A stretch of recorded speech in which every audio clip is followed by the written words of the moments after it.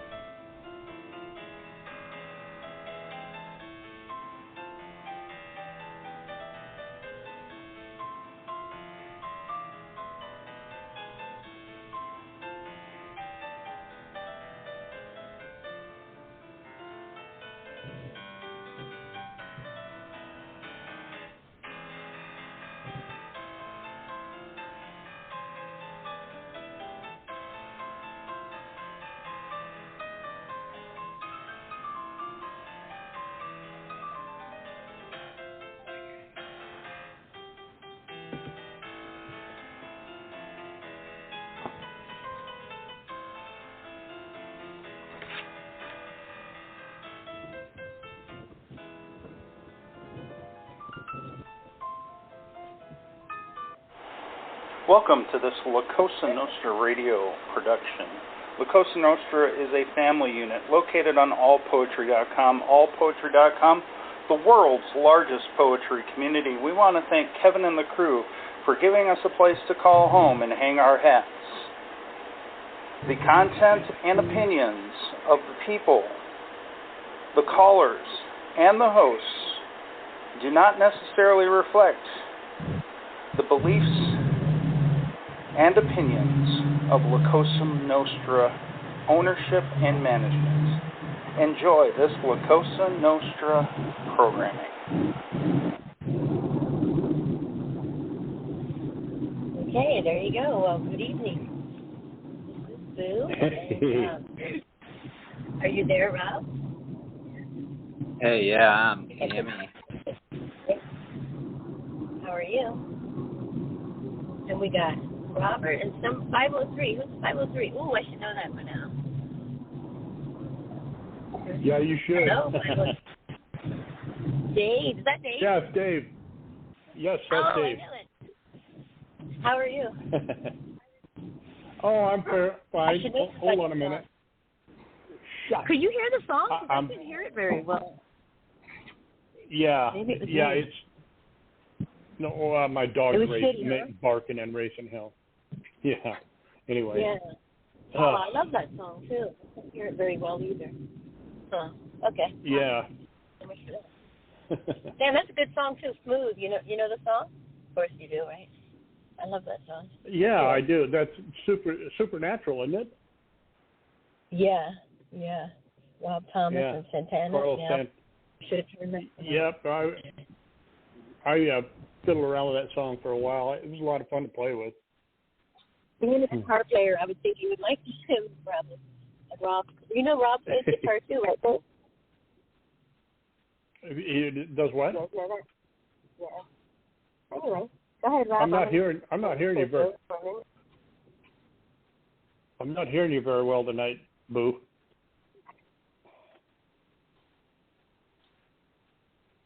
Hello?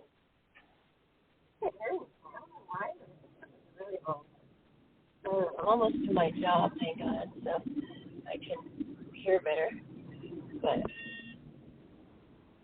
you don't hear me as a minute. Huh. I don't know what that's for. Huh. Well, that isn't good. Yeah. Seems like there's a lot of background noise. Not so bad now. Hey, sorry, I was just making a cup of tea.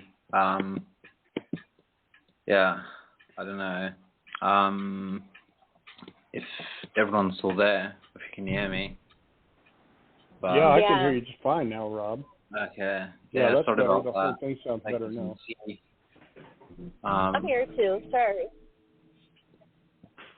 Yeah, so we've got our somewhat traditional at this point Friday night shows.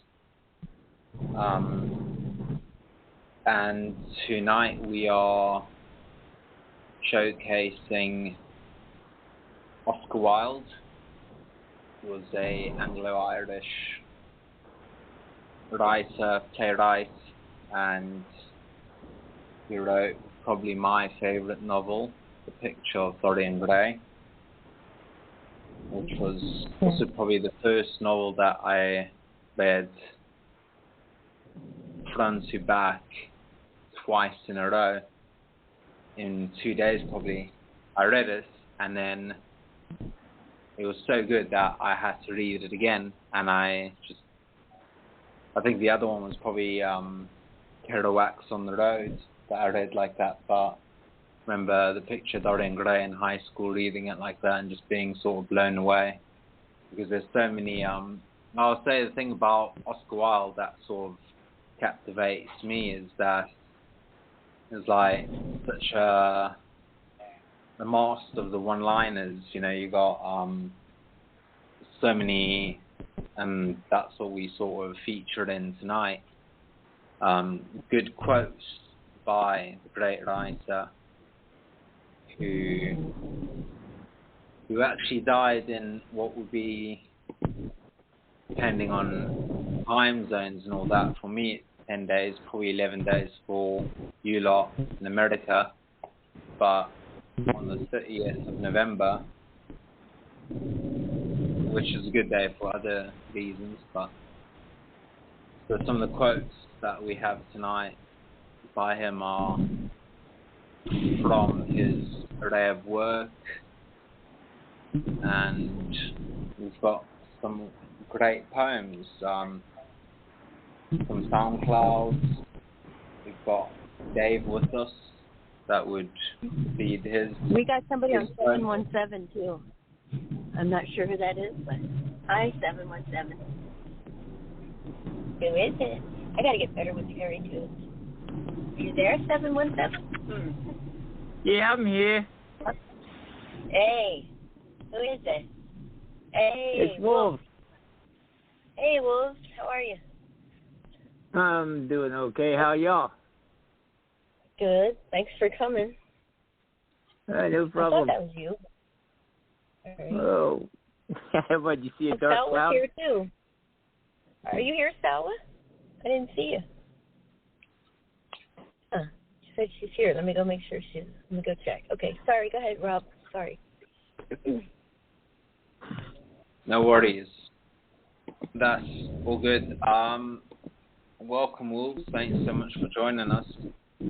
If you'd like, you can kick us off this evening and read yours if you'd like. Well, okay, yeah. If you want to go that, yeah, I can do that. First victim. It looks like you Yeah, already put a different poem. If you like some more time to sail in or something, that's all right, because we've got some SoundClouds that we could do, or... Yeah, if you want to wait a bit, that's cool too. Whatever you want to do. I'm just going to go check and see if Sal was on the phone. She said she is. Otherwise, I see that we've got some... I see that Wayne is on hold. I see that we got some people on the board as well that are listening in. Jaskeran is joining us. We could play his SoundCloud. We've got UI. We've got Russ. Yay, you got me in. Hi, Hello, Salwa. hello. Sorry, Salwa. No, don't be sorry. It's Got okay. the whole gang. Oh, okay. Hi, Rob. Hi, everyone. I know. Dave and Wolf. Hey, hi, Salwa. everyone. Hello. And Wolf, too. Do you want to go first, Wolf, Good or you want job, to wait Wolf. a bit? So proud of you. So proud of you. Get green. So, okay, we can play jazz first if you want. You got Wayne? Should have. Wayne is going to call. Yeah, Wayne's on hold. It's actually on hold. You know what? Oh man, not this again. I always have this problem with Wayne because I don't see him there. Let me check. Okay, in the meantime, I'll put Jasker down on the board. Can you play that one, Boo?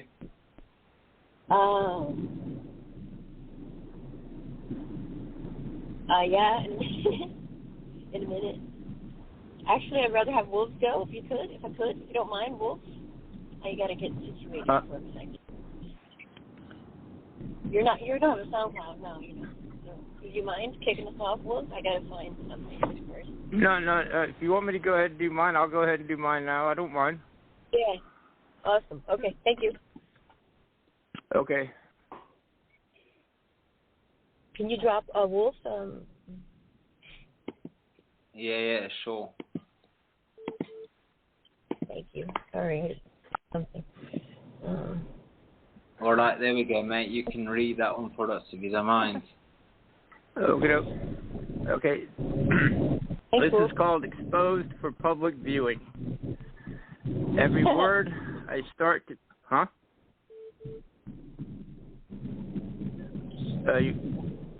You want me to go ahead and do it now? Yep. Okay. Every word I start to write is chosen to reflect my ideas and what I'm thinking. However, I'm apprehensive, for as feelings begin to surface, emotions start to flow from my pen. For with every written line, there are seals which seem to break within my heart, mind, and soul. In each sentence, more is revealed, as the light is cast upon such things like my dreams, joys, and sorrows. Even in the simplest of poems, fragments of my inner depth reside within each verse. Though I may not pen a masterpiece, I am surprised with a sense of healing, and that alone is okay with me. With practice, I may choose words wiser, less reluctant to flow from within, reflecting that which I once feared. For I have come to know every word I write is a part of my true self, exposed for public viewing. End poem. Aw, there you go. Nice one. Yeah, but Robert. Yes? Is that your name? Nice name. Name of a real sort of distinguished gentleman. I like it a lot. Yeah, I see the sort of punchline at the end and the title, Exposed for Public Viewing, ties in so well with the prompt that you wrote to be yourself, everyone else is already taken. The sort of vulnerability of just being naturally sort of transparent and just being a true reflection of what's inside. It's almost the sort of most frightening thing for people to find out what's going on behind. You know, like we can sort of dress ourselves up and we can put on all these fancy things or wear sort of funky shirts and do all that. But what's inside and what sort of shines through, like dreams, joys and sorrows and the things that we write, you know, sort of exposing ourselves in that sense, even in a artistic sense. You know, it might not be a masterpiece or it might not be something that everyone finds any sort of inclination to relation, but it's still a true reflection, and it should be, at least. That's also one of my favorite sort of interpretations of art, that it should be sort of, you know, you're just writing for yourself at the end of the day. And then there's also I think it's Tarkovsky or someone that wrote, like, one book read by 1,000 people is 1,000 books. It's sort of the way that each person interprets it and what they make of it. So I thought it was super relevant to the theme, and it was lovely hearing you read and reading along with you. The first time I read your work, but enjoyed it thoroughly. Thanks so much, Robert. What did you think, Salwa? Thank you very kindly. Cheers, appreciate mate. No worries. Nice one. I think Wayne might be here too. You there, Wayne?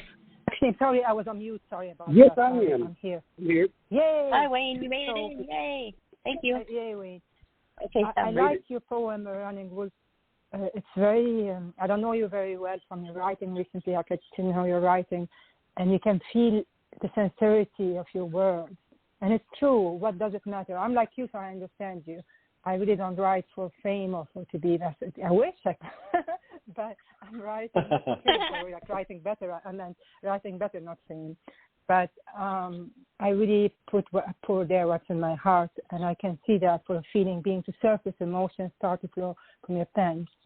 There is nothing, you just think, and it's healing. You're right. Writing is therapeutic and healing, and I really like this poem. Very genuine and very true.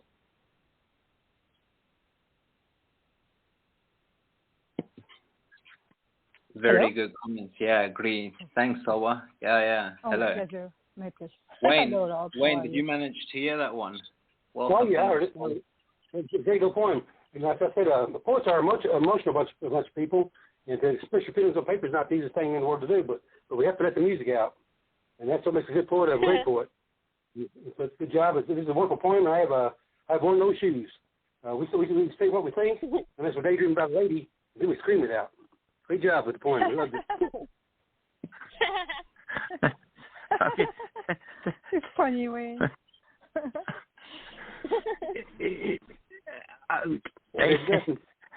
Thank you. I'm having a little bit of trouble hearing. I'm hearing a lot of crackling on my phone, so I don't know what's going on. But it's really hard to hear. But thank you all very kindly for the comments. Yeah, Wayne, could you repeat that, because I also couldn't hear that one. We want to hear what you thought of that poem. Oh, so y'all can hear me? What I said was poets are emotional bunch of people. Can you hear me now? Yeah, we are. Yeah. Okay. I think because poets are emotional bunch of people. Mhm. Poets are emotional. Wait, because you speak so fast, I cannot understand you too. I'm sorry. You speak. You said we're emotional people, poet. Okay. Thanks. Which is true. Okay. Try again. It's hard to put your fingers. It's hard to put your fingers down on paper. It's not the easiest thing in the world to do. We have to let the music out when we're writing. That's what makes a good poet a great poet. This is a wonderful poem, and I have worn the shoes before. We say what we think on paper. As we're daydreaming about a lady, then we scream it out. Great job with this poem. Oh, that was much better. Thanks, Wayne. Yeah, we could hear that. Dave, what did you think of Running Wolf's poem? Well, I liked it. I thought it was real honest. The first stanza says, every word I start to write is chosen to reflect my ideas and what I'm thinking. I don't know. I'm not that individualistic with my word choosing. I just shotgun out my thoughts and let the words land where they may, I guess. I sort of shotgun the paper with what I'm thinking. But I thought this was interesting. And each sentence more is revealed as light is cast upon such things like my dreams, joys, and sorrows. I think that's. He's talking about writing from his heart, and what you are trying to, as a writer, you're trying to convey to the person reading the poem, and I kind of see that, and it goes from start to finish here, kind of, no pun intended, but I just. In each sentence, In each sentence, more is revealed as the light is cast upon such things like my dreams, joys, and sorrows. Yeah, that's kind of what I think a lot of people are doing with what they're writing and stuff. So it was a good poem. I liked it. Well, thank you very kindly, because I'll tell you the truth. What I meant with this poem was, if you really want to get to know someone, read their poems. Read their poetry. Because people Agreed. have a tendency to write about the things that are important to them. Yeah. Mm-hmm. Oh, that's a good point. Yep. Yeah, and there's some people, you want to know what's going on in their life, you don't even got to ask them. All you got to do is read their poetry. It's all out there for you to see, and you can put it together, two and two together, real easy. I think also you're talking about, in a way, how poetry is like therapy for you. Each poem, you get to know yourself better. You get to know yourself more. You reveal more. It helps with the love, with hurt, with hate, with all that. And it may not be a masterpiece, but it helps you get to know yourself a little bit better, each poem. Good job, Wolf. Thank you very kindly. You're welcome. That's 6 years old, right? I didn't even know you were on here 6 years ago. Actually, I've been here 7 years. Really? 7 years. But who's counting, right? Yeah, right? You guys. All right. That's cool. I wonder how long the longest person's been on here. I always wonder that. But most I've seen is like 13 years, man. I think, or 16 years. Yeah. I don't know. I know someone who started Kevin. with Kevin. I know someone who started with Kevin, believe it or not.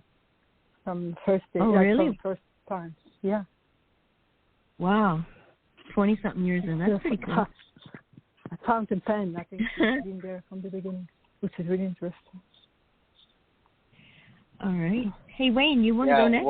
What Dave was saying, I was thinking about what Aristotle wrote about to write like a common man, as to say you don't have to use any sort of verbose or over the top language, but think like a wise man, especially applicable to the metaphysics which he wrote about.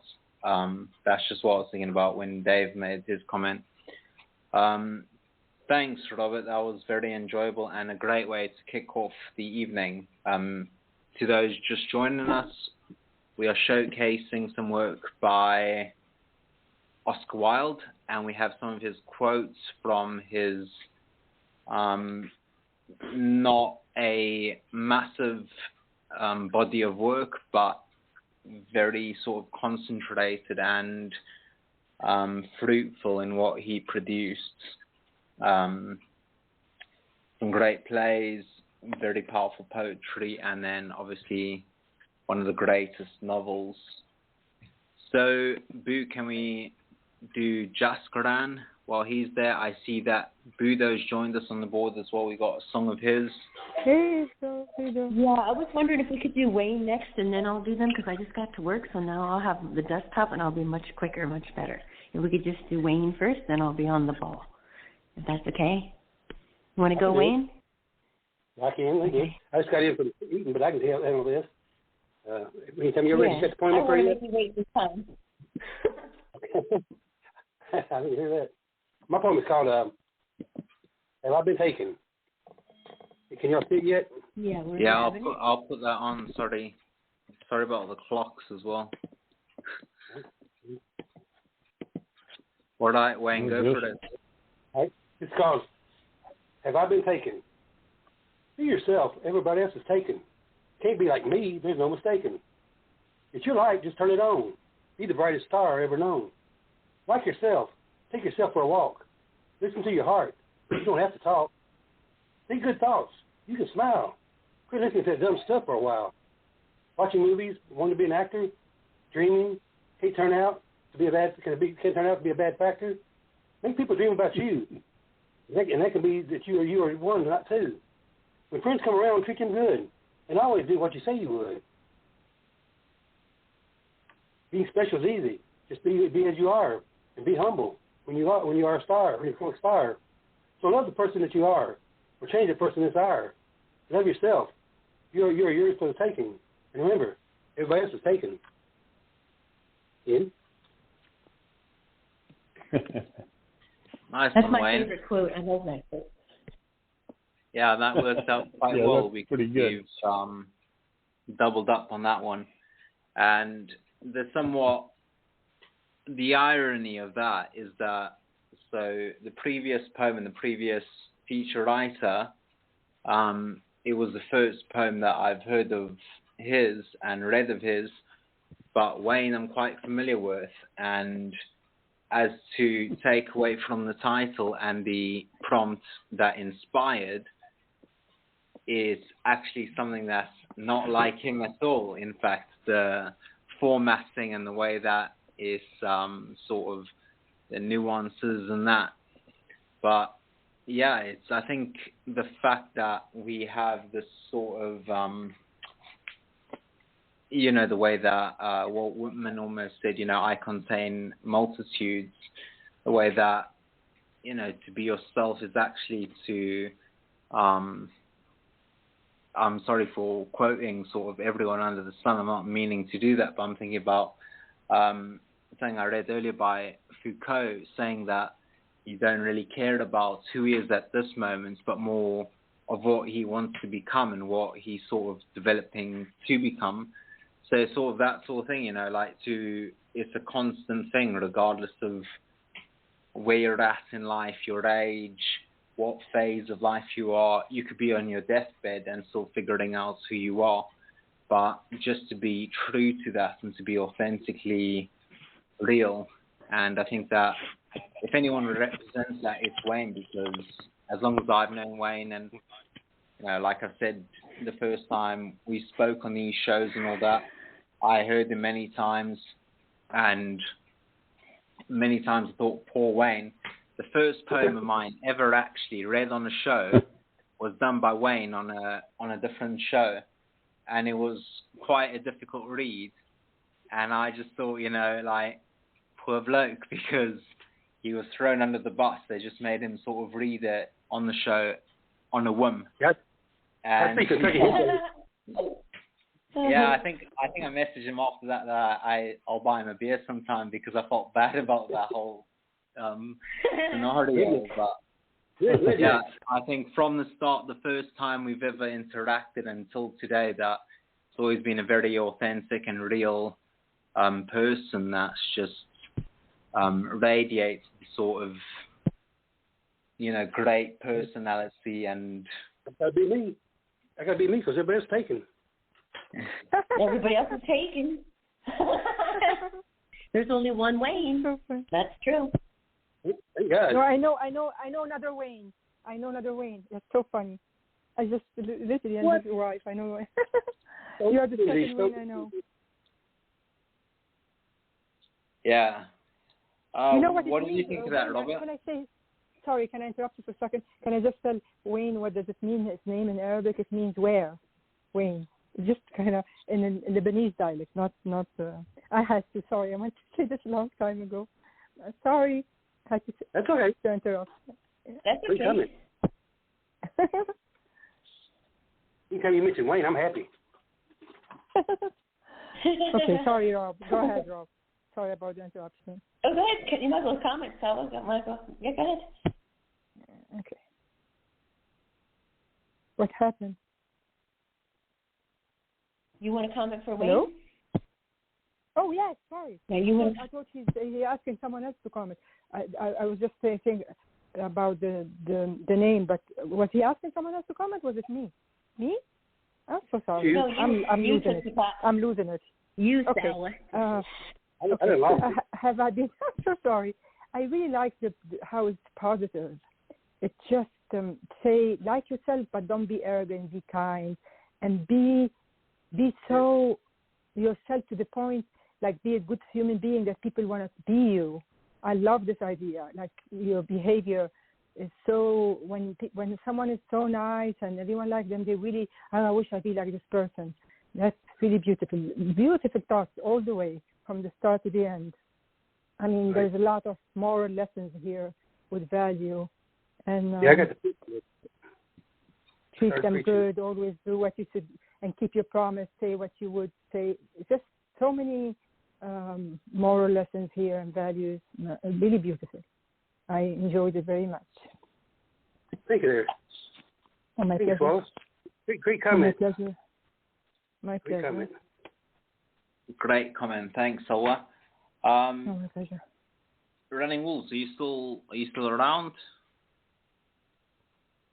We haven't scared you off, have we? Yeah, I'm here. All right. What did you make of that one? Actually, I like this poem because, he gives so many different reasons why you should just want to be yourself and not want to be somebody else. And, Wayne has a really, really fantastic sense of humor. And every time I read something of his, I end up laughing. And, but I really, I really like this poem because it is, they say that imitation is the greatest form of flattery. But you know what? When you're trying to imitate somebody else or be like somebody else, you're really selling yourself short. Because, you are the only you that exists, and you should be proud of that. That's right. You're absolutely right. Yeah. Anyway, I love the poem. Agreed. Great comment. Mm-hmm. Especially when you're going off, mouthing off, quoting everyone under the sunlight, that sort of imitation. What do you think? Can I say? Dave? Sorry, go. Sorry. I just want to say, it's not really, if you see someone who's really beautiful human being, it's just like, I don't know how to say it. The character is noble and beautiful. I don't think it's horrible to want to be like them because, yes, you're yourself, but you want to be a better human being all the time. So that's what I saw there too. What Wayne said, maybe I misunderstood it, but I really, I agree. You have to be yourself, but you can be not imitate, but rather, I don't know, like someone is really beautiful. Be the best you can be. Yeah, that's what. You try to be the best you can be. Exactly. Everything else will matter. You don't. Whatever not only that, haven't you been to high school already? Haven't we been to high school? Like all that, who wants to be who and who wants to be that and all that bullshit. It's like so old, and they don't like it. They don't got to hang out with you. They don't want to read your poetry. They can keep scrolling. You know what I mean? I don't know why people get so worried about all of that. Just be you. And, you support everybody, Wayne, and you're a beautiful person inside and out, so you don't got to change a thing. And all I've seen you do is grow and get better. And if they don't like it, fuck off, I'm trying to do as fast as I can. I can't wait to learn something. Yeah, exactly. Yeah, that's actually a super relevant and a very good point because it's something that I've been actually thinking about a lot lately. The fact that, the way that things currently exist in our political landscape, the way that people are so polarized and sort of so stuck in their ideologies and their beliefs that they're not flexible or they don't have that sort of ability to adapt to new information that comes in. You can sort of think like, all right, traditionally I'm very liberal. I believe in these sort of things, but I sort of see things and I read things and I make judgments for myself. I'm not going to die on a hill for that belief or that ideology. I'm not a sort of martyr for this great belief. You tell some people something ain't going to do anything. People need to just take it easy and compromise. Nobody compromises anymore. It's all in or nothing. No, exactly. We don't get to choose sides either. The way that I interpret that quote and the way that I sort of think about life sometimes is that it's and it's applicable to the picture Dorian Gray, that you're painting a portrait or something like that, and the way that you're feeling and the way that you sort of in that moment interprets your reflection is portrayed in and captured in that moment. But for example, perhaps on another day you think that, all right, the clouds are out, I might as well add an umbrella, or I might as well put a sun hat on or whatever. It's still true to yourself, but you malleable or you're adaptable to the circumstances, and you're just changing and adapting to the environment. But I think that was great, Wayne. Thanks for that. Dave, sorry about that. What did you think? Hey, Dave. What's up, Dave? Hey, Wayne. What's up, Dave? My buddy. Hey. I like this. Every now and then you have to remind people of this. Not everybody thinks about it, or they don't give a shit, and they think they're good enough, and nobody's ever good enough. I mean, you go through life from your inception to when you're dead, and it's a learning curve the whole time, or should be, as far as I'm concerned. I mean, I sit here every single day, and I watch these videos on the universe and mathematics and how to fix my car and how to play guitar and write and stuff like that. And it's a constant evolution for me, and I think you did a really good service here with this poem because some of these people are so grounded out that they need their cage rattle a little bit and say, hey, are you the best you could be? I don't think so, Exactly. But, people, I think that's, I think you did good here, Wayne, and you should be proud of who you are. You're your own special person. Everybody has their own program that runs, and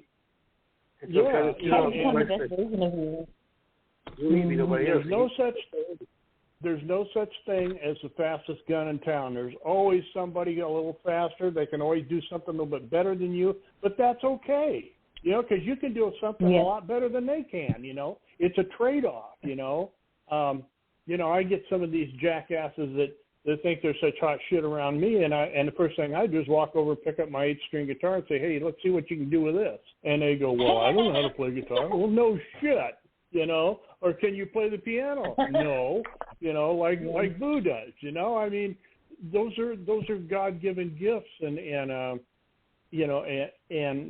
she's smart enough to see that, and I hope that I'm smart enough to see it. But and Wayne has a God-given gift of humor, and he's a hell of a good writer, and he can write almost on anything. So that's Wayne's God-given gift, besides being a nice guy and my friend. So that's what I have to say. Yeah, agreed. And every day you should try to be the best version of yourself that you can be. And if you say that you know everything and you stop growing, then you're just dumber than you think. Probably. A lot of people forget how good they are. They need to be reminded, hey, you're a great person, and wake up. And that's right. That's right. I know. I wonder if people own a mirror. I'm like, if only you could see how beautiful you are. If only you could see what we see. But a lot of people don't see that. I'm just telling everybody, hey, wake up. Yeah, agreed. Life is great. Life is great. Agreed. You go, Wayne. Right. I'm ready for Jeff now, finally, as well. Thanks, Wayne. I appreciate that. Can we play some SoundCloud? I'm ready for Jeff, but first we got 937 on the line. And then we can do Budo after that, if that's all right. Yeah, I got the order on the board. First we need to welcome 937. Who is this? I think I know who it is. Hey, Boo. Everybody, how's everyone tonight? Hello, Sam. You're getting great. Who is this? I know your number by now. Yes, that's Sala, me. Yep. No, Sala, Dave, and Wayne. Rob. Sugar. Boo, Dave. How's everyone tonight? Hey. Good. How are you? I'm doing good. Great, thank you. Hey. Band's all here. You ready for Jeff? Band's all here. Rob? Yes. Who joined us? Sorry, I didn't hear that. That's Silky. Silk. Oh, hey. Thanks for joining us. Hey. Yeah. Hey, is Jessica around? Hey, Oh, and Wayne, there we go, man. Hey, Wayne. How's your neighbors, man? How's those neighbor girls? Tell them I say hey. You don't want to hear about my neighbors. Oh, yeah, dude. Tell them I say hello. You wait till you hear about them. Wayne, you crack me up. Ready for Jess when you are. Is he on the board? You ready for Jess? Finding Sandy in an unsung world. Shadows of a living sun blur in the dust, falling cherry petals. Cold in the storm, wild beings nipped in his blood. The wind spirals above, weaving up these scarred edges. My eyes possessing 1,000 mystifying riddles, waiting on and alone for the Canadian. I had flown for stars, and nothing will go by. Lucy Edward's skies turned to grey, like a warm blanket. These fancy children learning in the various sounds of the windows. Bodily leaves dancing, bobbing on the lake. Tranquility, living in the sea, putting the visit in a headsaw. Scrambled words, drifts in open air, thumb your awake mind, sun with cobwebs. It's a beautiful world. Thank you.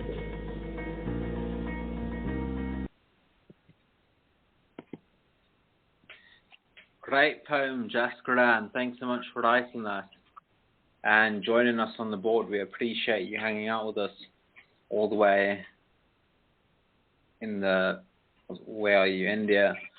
So many sort of natural elements mentioned, and actually, and very significantly, one of the things that made my day today and what I woke up to, the first story I actually read in the morning, was a great news story about the farmer protests in India, which have been going on for over a year now. It's actually one of the major sort of things that have been happening in the world, and the Prime Minister Modi overturned 3 controversial laws that greatly affected the largely sort of indigenous farming community, who sort of, with their traditional religions and beliefs, have a great connection to the physical realm of existence, and the sort of phenomenon that exists in that sphere. I think the way that Jaskaran writes, and the way that he always sort of brings in the elements of Gaia and all the relationships between the earth and all the sort of the cosmos into it, even seeing the tags, nature being there. I think it's something that, at least in my life, is something that brings a great element of spirituality to me. I know that personally, I always feel, the way that having a good relationship with the earth and my surroundings and being at peace with that, it really does, it settles the storms within, being at peace on the outside. So I really felt that quite relevant to the events of today and quite moving.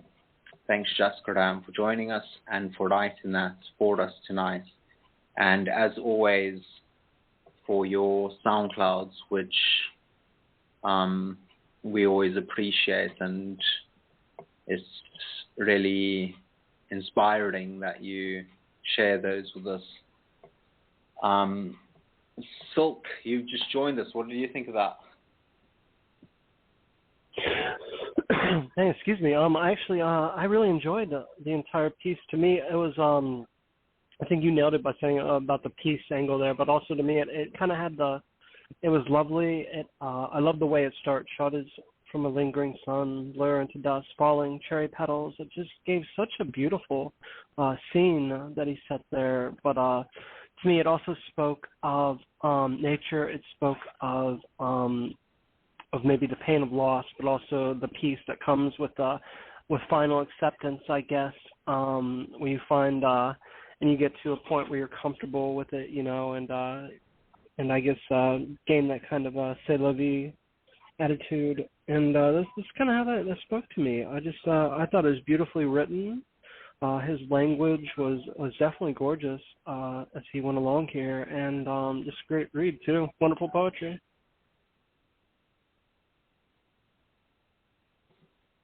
Hey, comment. Thanks for that. Wayne, what did you think of Jessica Dan's poem?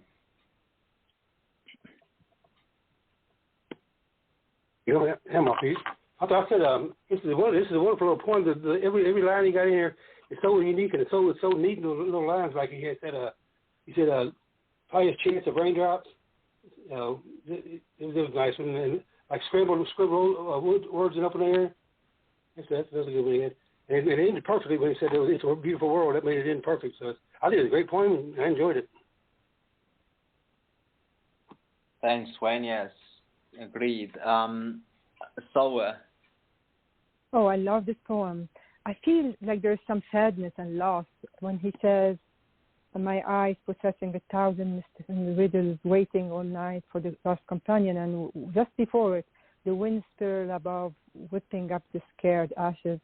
I think, like in their tradition, they do so this is maybe ashes of someone dear to him, or maybe it's metaphoric. And he finds solace of the pain in nature, which he always does. So he writes, he let it out in the star in nature. I write poem for the star out in lullaby, and bring back his happiness, where he says, it's a beautiful word, like as he said, La Vie Belle. It's a beautiful word, even though in the beginning he was saying sanity, finding sanity in the unsung word. So I guess nature bring him back to earth and remind him how beautiful it is, this life and this world. Beautifully done. Also, we want to welcome Raz to the show, I believe. You there, Raz? Yeah, do you hear me? Hey, Raz. Yeah. Yep. Hey, Raz. Sorry about that. How you doing? How are you, Raz? Hello, Raz. Great to be here. Did you Saw hear the the poem? Raz? Yes, this would be a second time, and it does have its own kind of inverted meanings here, with one end being those cherry petals and what there is of the forming or an ongoing relationship compared to knowing at the end of the day that you're one and together with that same person at sunrise, of reminding you how beautiful it is, all of life's lost wonders and treasures. Yeah, thanks, Raz. Really, yeah, my computer was a bit slow there. I was on mute. Hey, Raz, how you doing? Thanks for joining us. Glad to be here, Mr. Cohen. How's Florida? Yeah, good things. Yeah, it's any other week, but fortunately, unlike certain years where it's completely warm, even in November, we're receiving a bit of wind, so that's definitely on a bright note. Everyone here does like that aspect of the fall and the winter. If there's ever a down drop in degrees to the 70s, cool 60s. Yeah, that's great news. And I heard that California is getting some rain, so that's also good. What Dave, they call what do you rain, think? Yeah, all them fires need a bit of rain. I mean, they didn't clear the forests, did they? But that's a whole nother story. What do you think, Dave? Well, to me, this was almost like a kind of a form of meditation in a way. I mean, he writes like he's got his eyes closed, and and he's picturing all of this, and he's seeing it, and he sees it all around him, and then he closes his eyes and he relates it to himself, and it helps. I know when I was listening to this that I was relating it to myself, and it had a calming effect on me. And we need to practice a little self-discipline from time to time, and it helps for everything in your life, and meditating is a form of discipline. So is writing, playing an instrument is a form of discipline.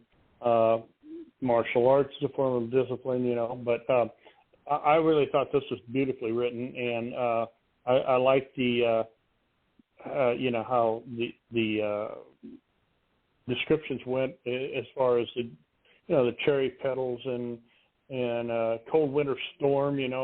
That's what we've got going on up here in Oregon right now. It's about 45 degrees and raining, but and he speaks of raindrops here, and it's a beautiful poem. I thought it was really nice. I liked it. That's what I got out of it. Yeah, it's one of those things where if you use natural elements, it's something that is both, or not even both, but across the board, it's universally relatable, and it's also the most sort of pure form of understanding that we have with senses, in a sort of consciousness realm, that taste and all these things that make consciousness what it is all existence in that natural sphere, which is all relatable to the Dharma realm. Have I missed anyone? Sorry, I'm trying to keep track of who we got to comments. But thanks, Jask. As you can hear, we've all thoroughly enjoyed that one.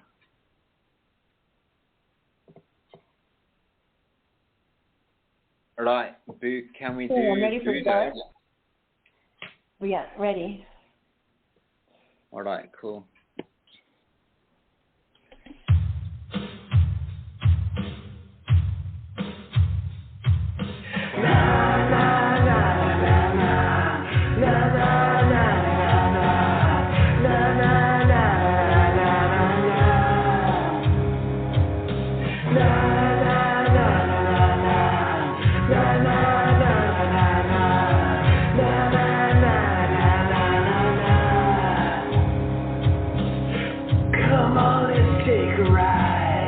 Into the picture night, the stars will guide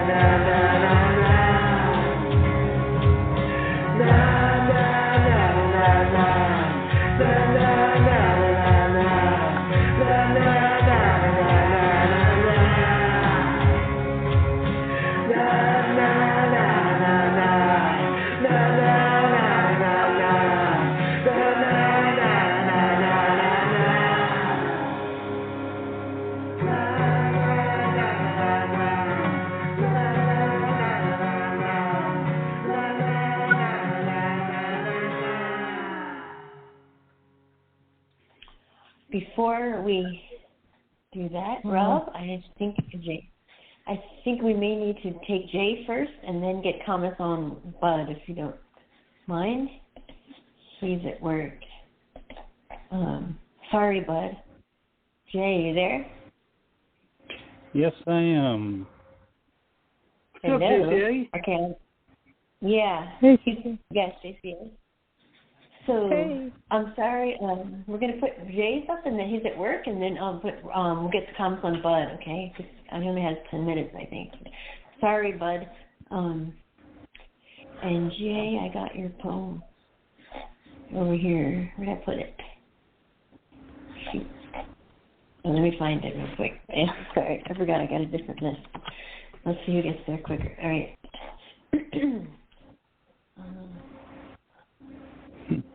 You're going to get there quick. Okay. Hey, JC, how are you doing? I can't beat you. I can't beat you. Okay. Yeah. You know it's up? All right. I got it. All right. There we go. Yeah, this Sorry, is called Over the Shoulders. Read the poem, and then I want to make a couple comments, but it goes like this. I picked a quote, "A man's face is his autobiography. Turned to the black, sealed my working eye. Grizzled stains paint the skin, worn in the rivers of the crow feet, in the dimples, in the cheeks. Pale neon luminescence crowed to the swain, shrouded in the smoke screen of the burning toothpick garden. Still voice of the honey bear, resting in the botanics of the reflecting pool, as the mocking jay screams for the men to cut the flower stems. Skunk striped stubble lines the soft olive face in the motion pictures played in the theater of war, and the machine bings of hospital beds, chin erect over the shoulder, integrity intact.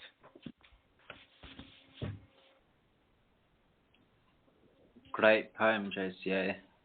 Thanks for taking time out of work to join us and to read that. Something quite different from what we've had. And the quote that was too is, a man's face is his autobiography.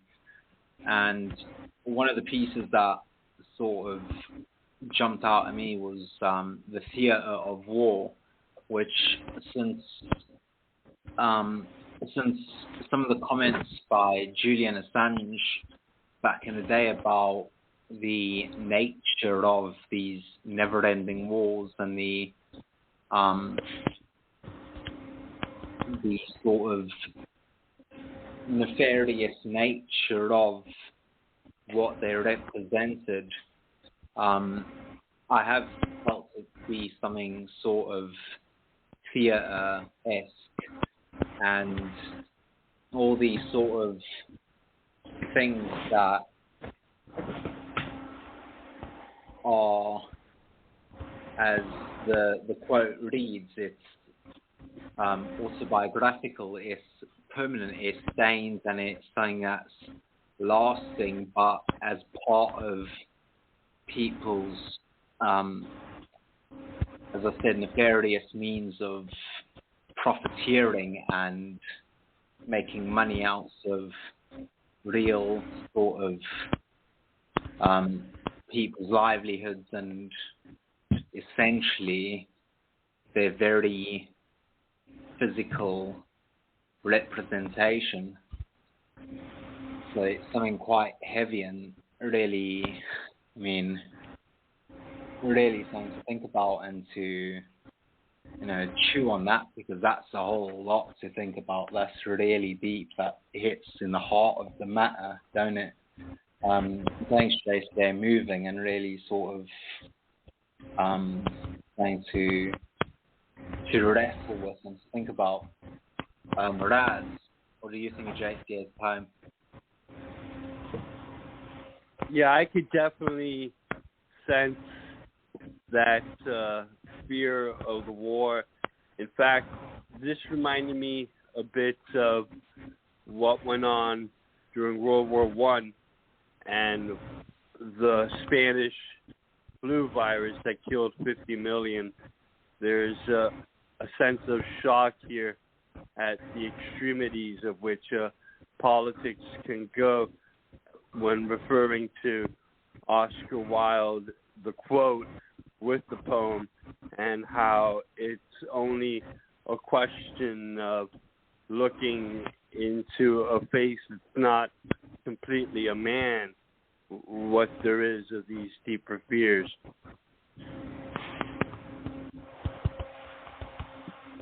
Thanks. Yeah, it's something.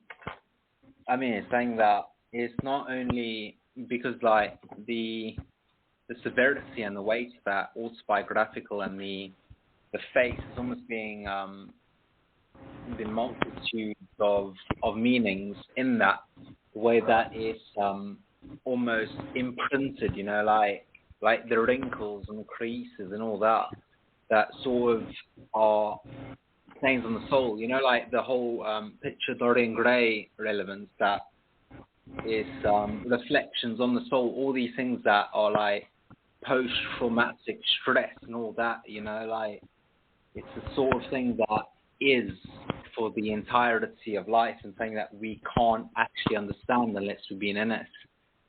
So very, very deep. Salwa.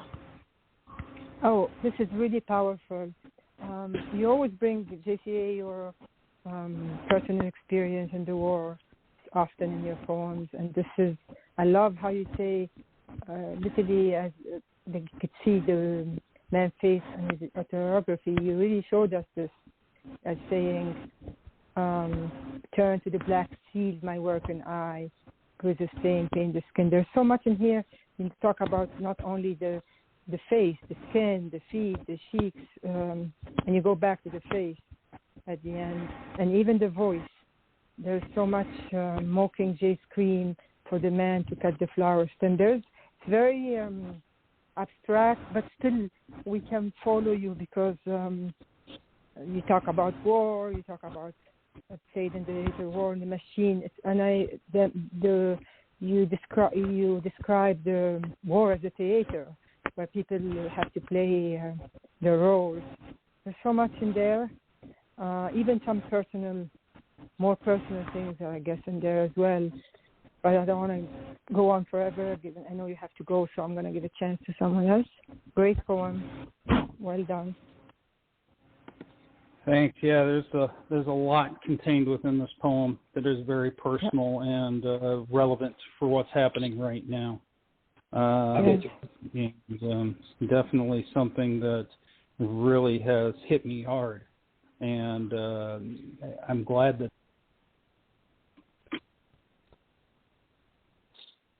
Hello? What's happening? Hello? Did JCA drop? I hear you, Salwa. Can you hear me? Yeah, I can hear. Yeah. I'm not sure what happened to JCA. Yeah, maybe. Are you on mute? Maybe he'll call back in. Yeah, no, I was on mute. Mm-hmm. Okay. I think. Maybe he'll call back in, but it reminds me. I've got this book of poems. I think it's called Every Man's Poems, War Poems by Rupert Brooke and Wilfred Owen. Obviously, there's a famous one about, there's even that handwritten what remained, the the sort of, I think it was the First World War, weren't it, when they wrote them poems, the two of them being sort of trench warfare men, and writing poems on what they experienced. I always sort of have that thought about JCA's poems to reflect that, and it's actually one of my favorite poetry books that I read very often. And it's also, it was the Remembrance Week now for the English and around Europe. I don't know if they have anything in America for that, but we all sort of wear the poppies and that. But yeah, that was great. I don't know if JC is going to call back in, but we can finish his comments and then we can go on to Budo. So, Silk.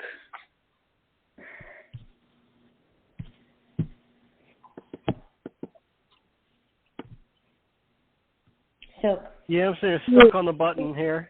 And no, I thought this was a deeply spiritual poem. I really enjoyed it, and his read. I thought his read was really well done.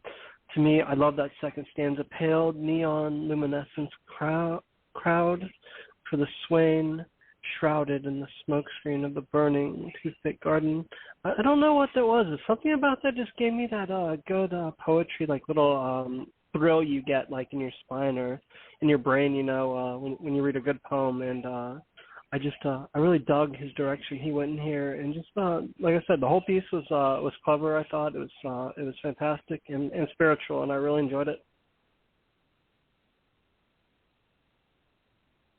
Yeah, I agree. The poem I was actually thinking about, the one that sort of is a almost, they always get the sort of the seller from that book is the Anthem for Doomed Youth, which was even the name of, I think, a album by the Libertines.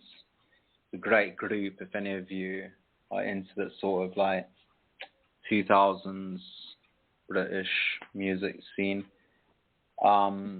Pete Doherty and that, by the way, speaking about Anglo-Irish writers. Yeah, who hasn't commented? Wayne. Yes, this is an amazing poem. Every stanza in this is a work of art. If you just read each stanza, that's it. It's just amazing how he writes. It's just abstract enough where you can understand it and make it more intense. It's a great poem you got here, and he read it. As he read it, the first stanza I thought was, man, this is amazing. The second stanza, he was a little bit more intense. By the time he got to the end of the poem, he had a great emotion going. As it perfectly read, and I think it's a great poem. That's all I got to say. Absolutely agree. And as we started off the evening on the quotes about authenticity and being yourself, it was a reflection of that. It did feel very raw and true to the transparency of his soul. And Boo, what did you think? I don't know. I'm kind of torn. I think it seems very angry to me about the war. What kind of war he's talking about? What kind of war is going on in his life, maybe? And then food stained, shrouded smoke screen, burning toothpick garden. I think that's so cool, so deep right there. For brevity, I mean, just the way he read it alone, I was like, whoa. I could feel the emotion.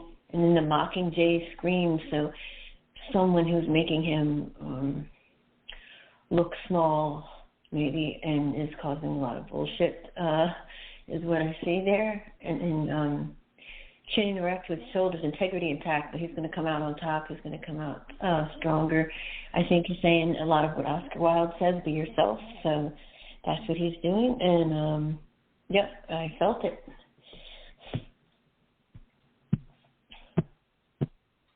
Yeah, great comments. I think I didn't miss anyone, did I? I don't know if Running Wolves is still with us. Yeah, me. Sorry about that. Wolf and Dave. Is Wolf still here? I don't think we can. And did we get Raz and Dave? Did you go, Dave? No, I haven't. Okay, go ahead, Dave.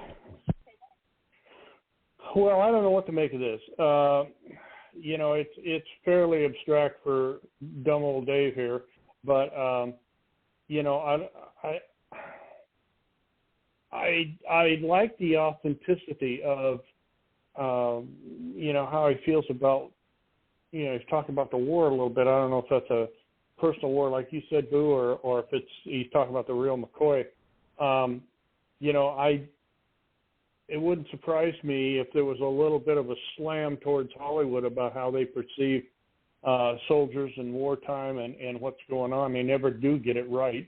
That's always a bone of contention with me when I watch some of these movies. The only ones that have come close to it's Clint Eastwood, as far as I'm concerned, and some of the rest of these people, they're full of shit's a Christmas goose when it comes to being in combat and what's really going on, and so this, the front part of the poem, I'm not sure if I understand it correctly, so I'm not going to comment on it, but it was well written. I enjoyed listening to it being read, so that's my opinion. What it's worth. And Raz? Did Raz comment? Yeah. I wrote back on it, also reminding me a bit of World War I and the Spanish flu bug. How I won the war. I lost. Yeah, that's true. All right, that's everybody, Rob. All right. I don't know if it's... So, I don't know if you want to play the song again. Back to Bud? Oh, yeah, we should do that probably, yeah. I think that's fair. I know, it's so good. We want to hear that again. I'll grab it.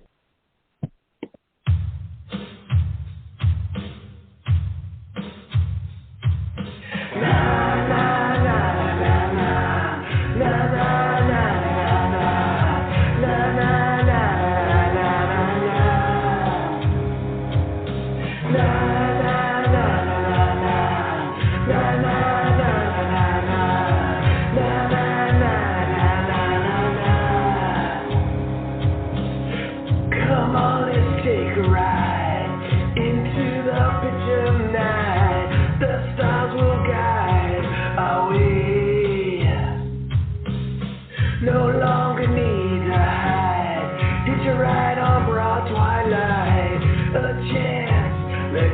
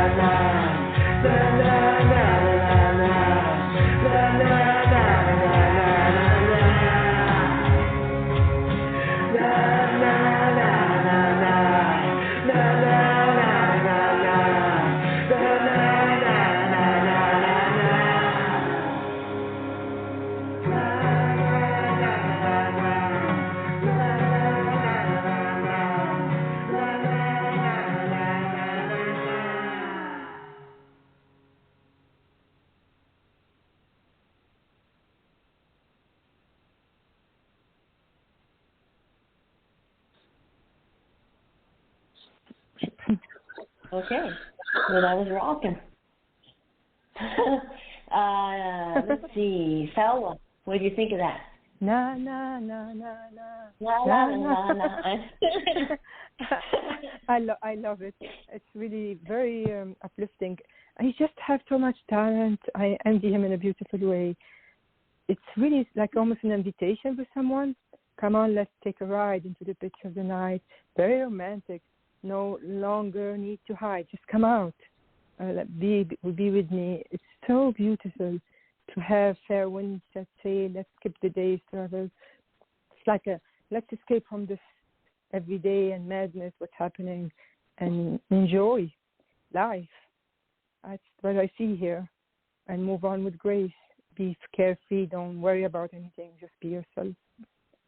I love it. That's what I see.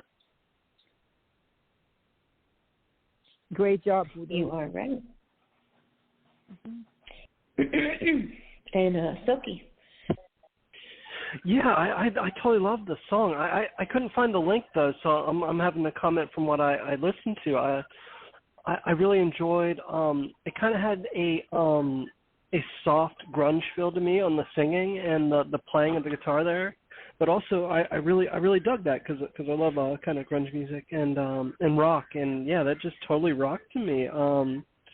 Yeah, like I think Kaylin just said on the board, record label, please, and I'm agreeing there because it was a really catchy tune, and it just had me tapping my foot and kind of humming along as he sang and played there, and I just totally dug it about her. That was awesome.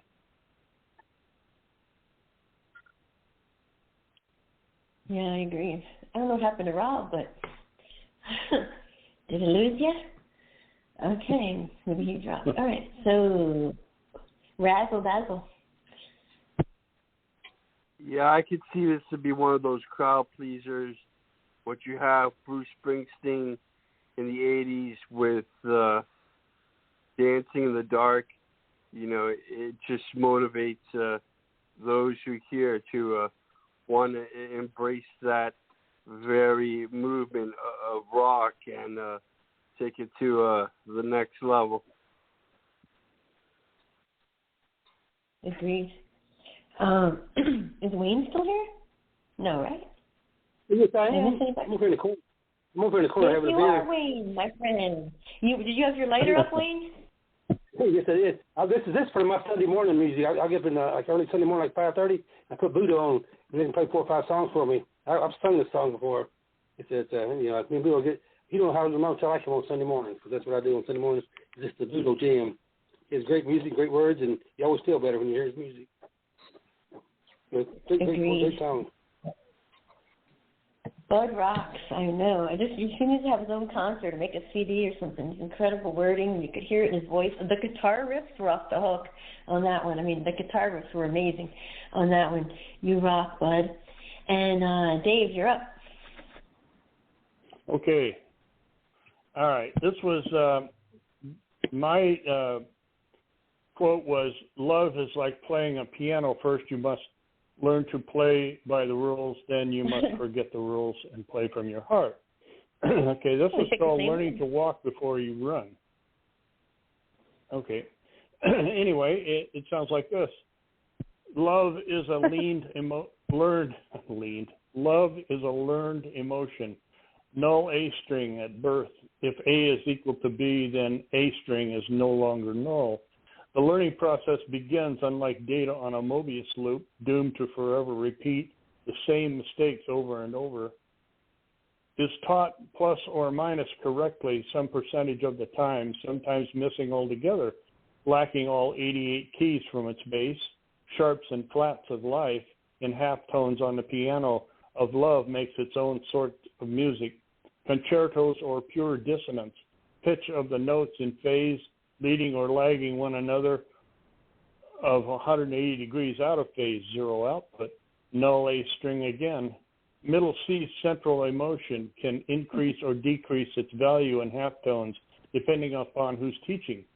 Foundations in love, foundations in music, foundations in humanity, products of vector quantities give emotional growth, direction in life, intellectual development, how to play the instruments.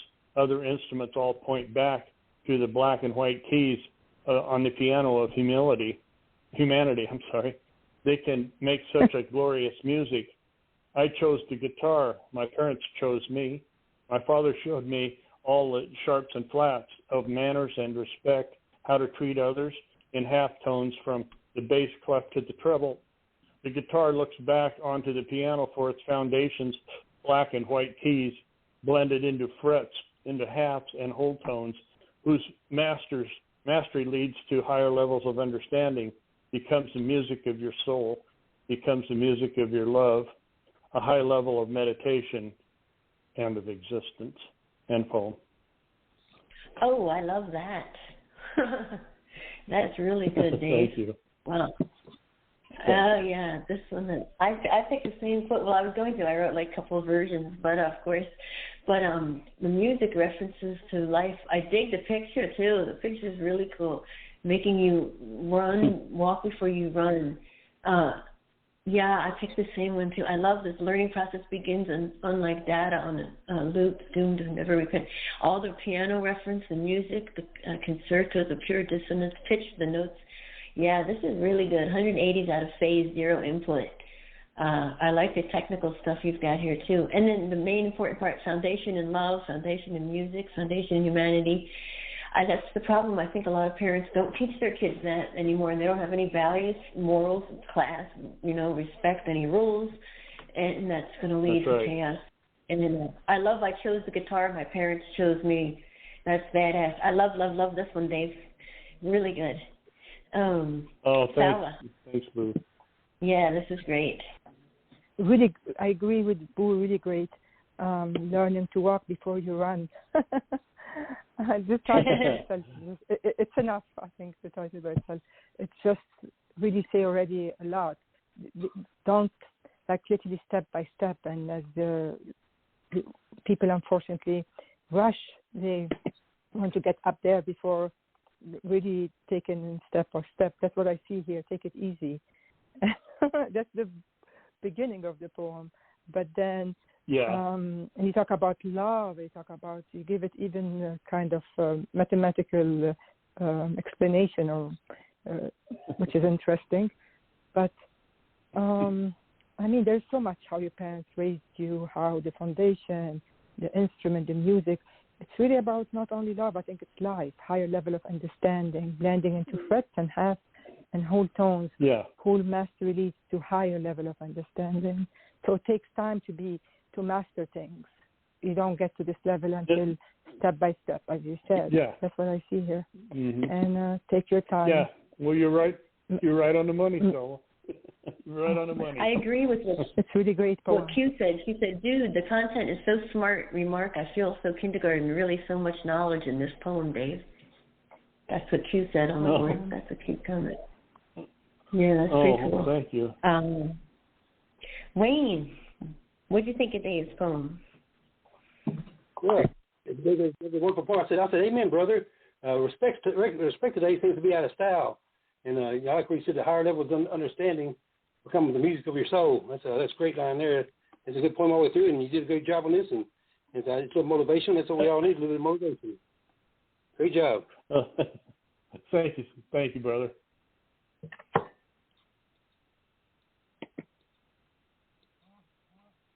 Did you just write that today, Dave? Is that a new one? I didn't look at the... Yeah, it's brand spanking new. I wrote it for your show. You go, I wrote it for your show, Boo. Oh, you nailed it. There you go. Thank you so much. Razzle Dazzle. Razzle. Yeah. Here, this is like a perspective of a supercomputer thinking out the meaning of music. It's done with such sharp alacrity when discussing the whole subject that you can see how each individual key kind of builds its own series of fractions which later amount to the universal harmonic. Yeah, you're rubbing off on me a little bit, Raz. I like it. Hey, rub some over here. Silky.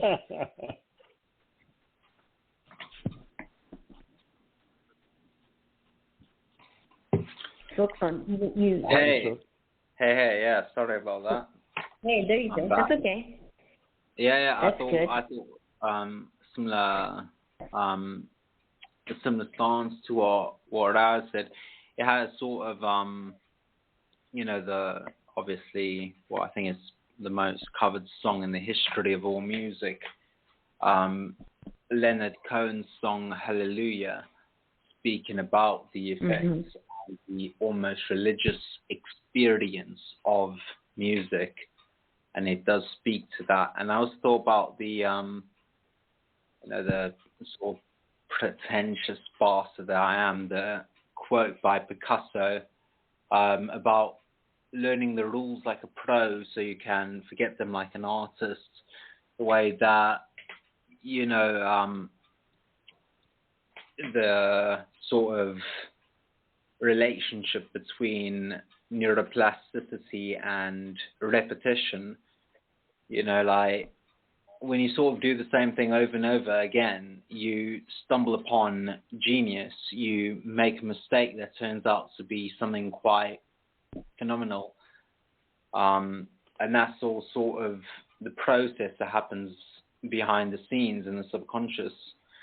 There's so many sort of philosophical layers to this and even to the quote because, the rules are sort of, and especially coming from Oscar Wilde, who was someone that was highly critical of normalities and societal structures and rules, put bluntly, it does have numerous layers. I think this is something also again to sort of reflect on and to read again. I'll definitely come back to this and read it again because there are many things to reflect on and a lot to process because it's that good. I really enjoyed that. Thanks, Dave. Thanks for joining us. I believe that you have to run. You got doggy stuff or what was that? Yeah, I don't know. He's the last couple of days he's been real antsy and tearing around the house and stuff. And I got him on some antibiotics, and I think it's got his digestive tract fouled up. If you get my meaning. So yeah, probably. When so when he wants to go outside, I don't put him off. So and he's been fussing at me, and yeah, I thought so too. So anyway, I think Dave, I enjoyed myself. I think Silk wanted to comment on your days before you go. I think Silk wanted to okay. comment. Yeah, okay. Yeah, sure. Go ahead. I'll stay for that. You ready, Silky? My apologies there, Dave. I had to get up and deal with something, but I did listen to the poem, and from what I heard you read, I thought you did a very fantastic read there, as Noah. And I love the kind of you kind of like had a little bit of attitude with the whole null A sign thing you were doing there. I thought I really liked that. And it's part of instructional code in a computer. A null A string returns it just depends on how it's the syntax, but it'll return a true or false statement, and a Mobius loop is a continuous loop, it just goes on and on. And right. So some people, what I was saying is some people just don't ever get any better because they're on that Mobius loop and they don't look outside the box and they don't want to, and getting good on any kind of instrument is a form of discipline. It's a form of meditation, and that's what separates the good musicians from the mediocre ones. And I don't mind the time it takes. I've been playing about 50 years, and so it's it's time out of my life that's well spent. So when you go play the I song? agree. It sounds better. It's worth the time. Agreed. You can play a song, Dave. I know you can play a song anytime you bring a song. send me a music. We'll play it anytime, Dave. We only got one from you, I think, so. One so far that I've seen. Yeah. There's a couple of them in there. If you guys can go in, one of them is called High Heels, and it's about my fascination with ladies' feet. But it's all an instrumental, and I did every bit of it by myself. But it's kind of long, so you can chop it off anytime you want. What's the name of it? What's it called? High Heels? It's called High Heels. It's on my page. It's on my poetry page. I thought you meant it was in the studio. Yeah. No. Anytime you want to send me an MP3, all that, we'll play it. I'll put it in here for you, and you could hear it. So okay. Here, I was looking right now if we had anything. I was looking to see if I had anything musical for you. I think you only have maybe one thing in here, if even. But yeah, anytime you send me an MP3, and we'll do it. You can anytime. Anybody has any music or anything they want to hear, we're always open to play it. So. Okay. Thank you, Dave. Okay. I believe. Well, thanks for having me tonight, you guys. Thanks for coming, Dave. So, good luck with your Thank you, Dave. Good night, Dave. Okay. See you later. Cheers, mate. See you tomorrow. Good night. Okay. And you bet. ready for Naomi? Whoa. Ready for Naomi, my dear? Hold on. Yeah, I'll drop that.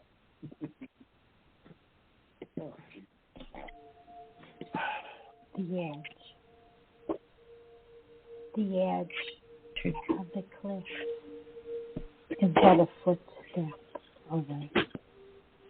The spitting waves crash, rock, screaming my name. The cutting wind, salty and grim, slides on my face. Dead man fingers clawing my neck. I take that step Wiener cheese. Yeah, staring downward into hell. Rock sharpened, poisoned heads, or a line of jagged raising eyes. My haunted inner self whispers, choose, choose, choose. Upon the moonlight, I hear the rain drumming. There is no artistry in being killed by the tip. It should be done by the edge of the blade. And I sway sideways, drifting horizontally, away from the edge, letting myself fall to the pounding of my shuddering heartbeat.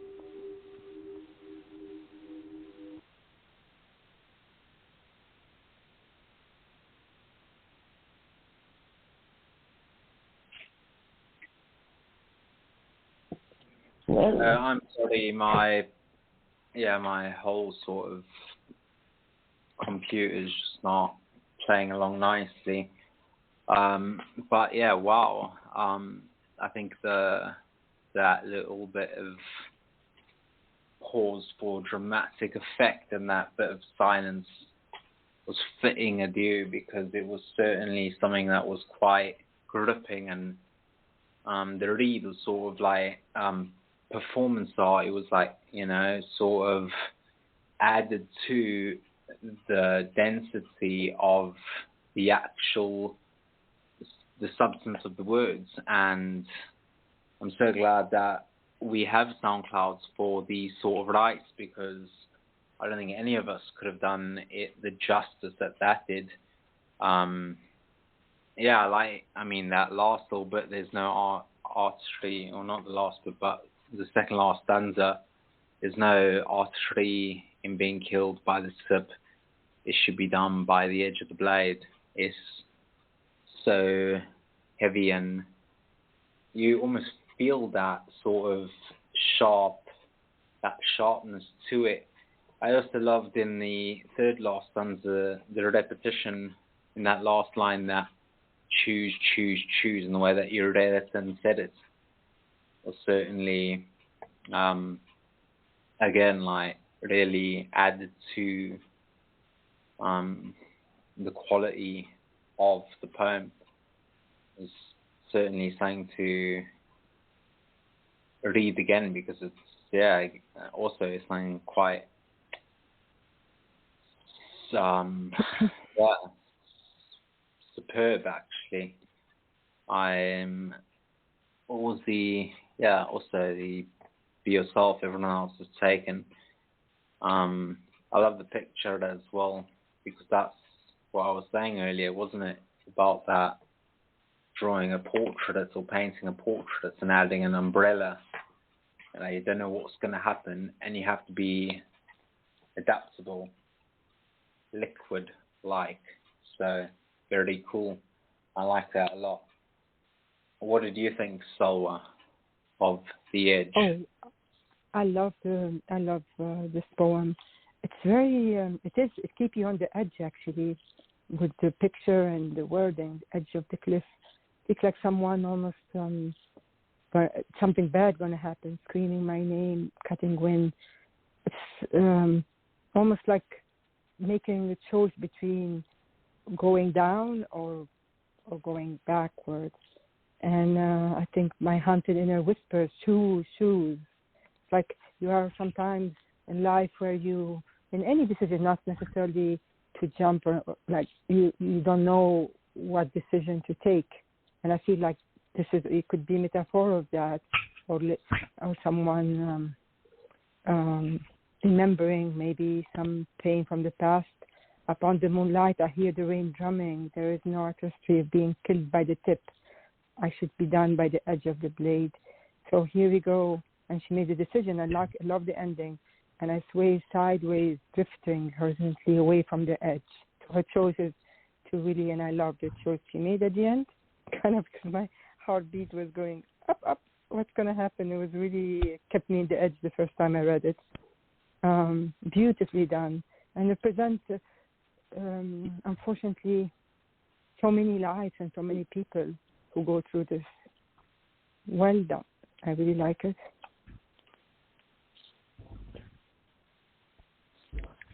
Yeah, I agree. Sorry about that. Yeah, so I don't know if Wolves is still with us. No, we have a new caller though, and it's been quiet. We have a new caller, 218. I'm going to say hello. I'm so sorry. Babel. Beautiful Blade. Are you there? I'm here. Hey, how are you? I'm so sorry about that. Hi. I didn't know that I didn't pick you up. It's all good. My anxiety. Thank you. Hey, welcome, beautiful blade. You guys can call me Mars or blade, Mariah. I also answer to Mom. Okay, Mom, Mariah. Okay, that works. Thanks for coming.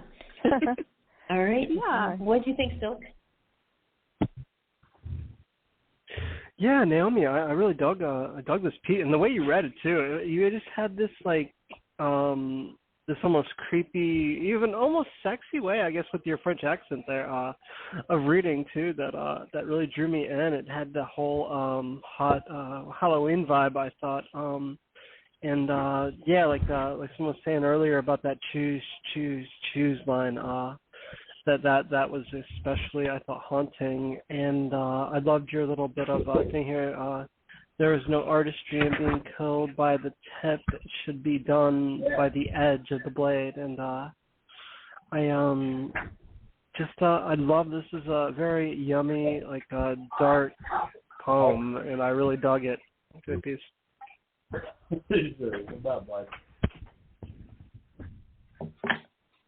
it Dave? Yeah. I think Dave. it's almost like, because of the sort of constraints of time and what we are able to fit in, there's so much more to say, because it is really a dense sort of substantial bit of writing, which is phenomenal considering the actual sort of weight of what's said in such a few lines. I've also just read through the entirety of the notes, and I haven't watched Dune. I don't know if it's any good, but I've heard good things. I don't know. Shall I watch it? Let me know if it's any good. Raz, have you commented? Raz, comment, and then Blade. Would definitely be much to think about. I have seen this piece in the last 4 days, and that one inner verse of choose, choose, choose, it seems that we reach those moments when all we could do is wait to make that next right or wrong and altering decision. But what there is with the edge, there's a sense, would anyone carry out this suicide? How I heard this same poem commented upon earlier in the week was fear of heights, that you reach a tall building sometimes, and there's psychologists who think it's a natural response, that you wonder what it's like if you would fall.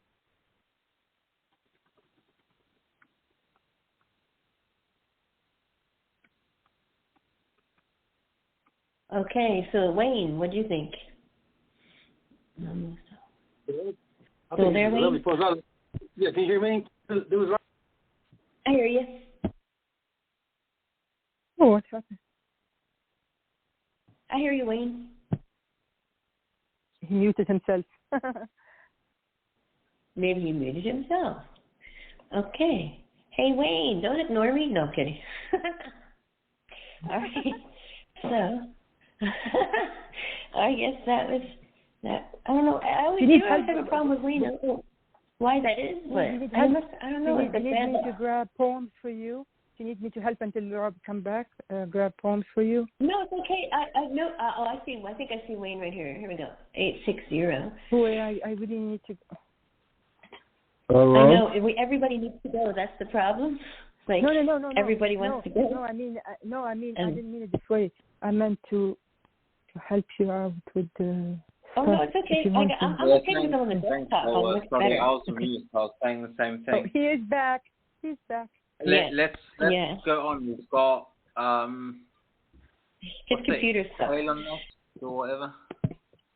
What's that? Oh, sorry. It's going to be Momo and then Q. No, it's alright. I was saying the same thing. I was just on mute.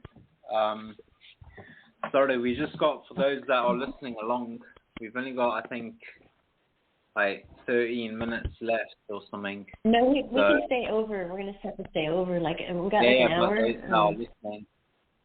Yeah, to get them on there. I'm just looking for Momo's poem. Oh, here she goes. Okay. I think this is the one she wants. Okay, so Momo and then Q. And then, okay, so here's for Momo.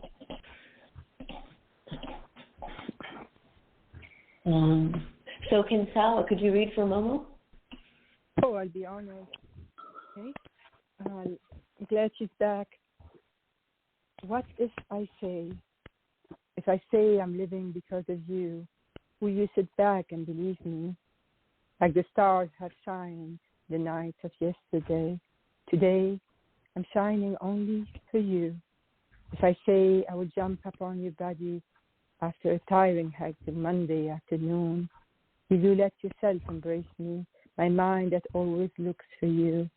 If I say you signed the biggest mistake for choosing me as a partner in the weirder stock, would you pick your phone and look for a substitute, or bring some popcorn and continue the most important talk?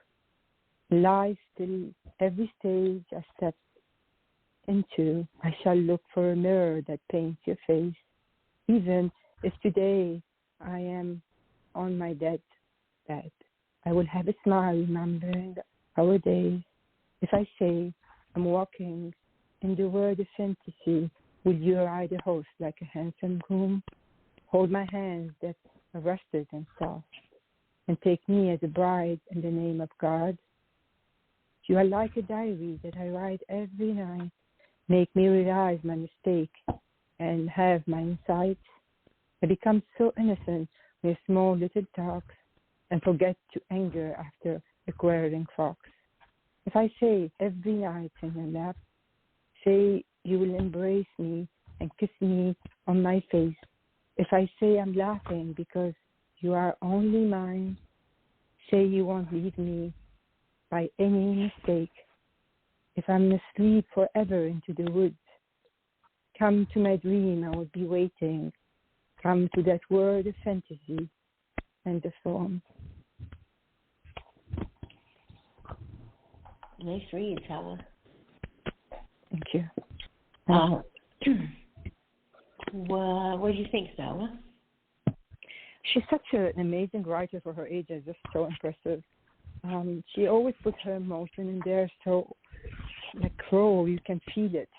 How much there's all this question, if, and sometimes, like we show you that there's kind of uncertainty, but there's a wish and longing for those questions to happen. But she doesn't know the answer. I think that's what I see here. It's very kind of almost to read words. Really beautiful. Blade, what did you think? I'll have to get back to you on that. My kids are running around wild. Oh, that's all right. It's okay. You didn't hear it. Razzle Dazzle? Yeah, here there's an edge of pop, yet the subject matter is fantasies, and that is not discussed in any kind of popular context, either lyrically or poetically, which gives it that much more of an original angle when you see the overall piece of how you have someone of whom you can think of and in these fantasies find a connection that otherwise might not realistically be there. That's pretty freaking holy shit. Oh my God. Okay, that was interesting. Thanks, He Raz.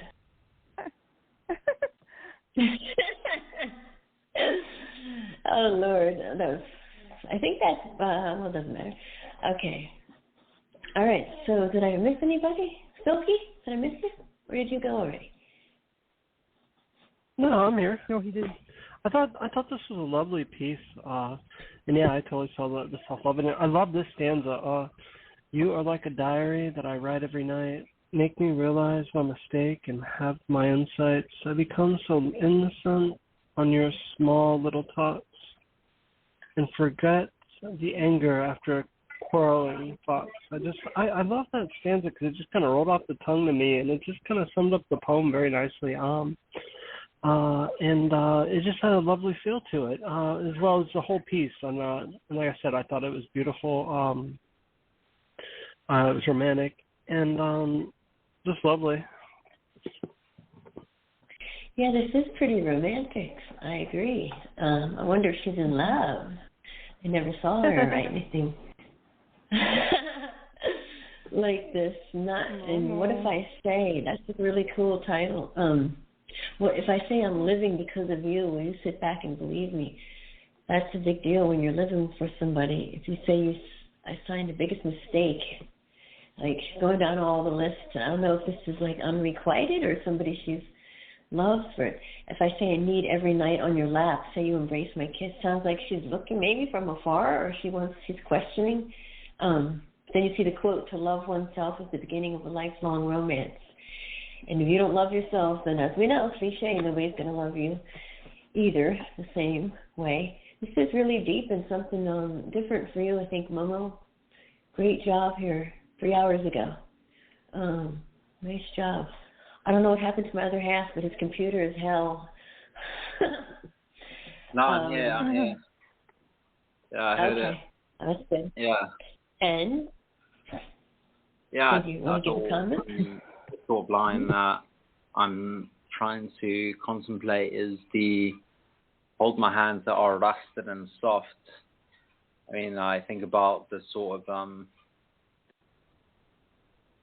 the way that could have any sort of relevance, and it's obviously not the electrochemical process, but I think back to one of my mates.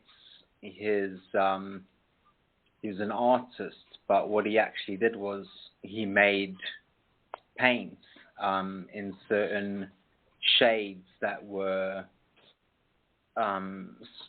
unnatural, and he would use things like rust, and he would take things from the ocean and add it to different things, and it was actually, sorry about that, it was actually quite amazing to see what he would do with rust to paints to create shades that were previously unnatural. So that's the only sort of thing that, I mean, obviously it's one of those things where it's one line that, you could talk about for hours on end, but I thought it was good. Thanks, Momo. Right, we've got Q next, don't we? Yes, we do. All right, let's see. I put her on there twice for you. Bed of rivulets.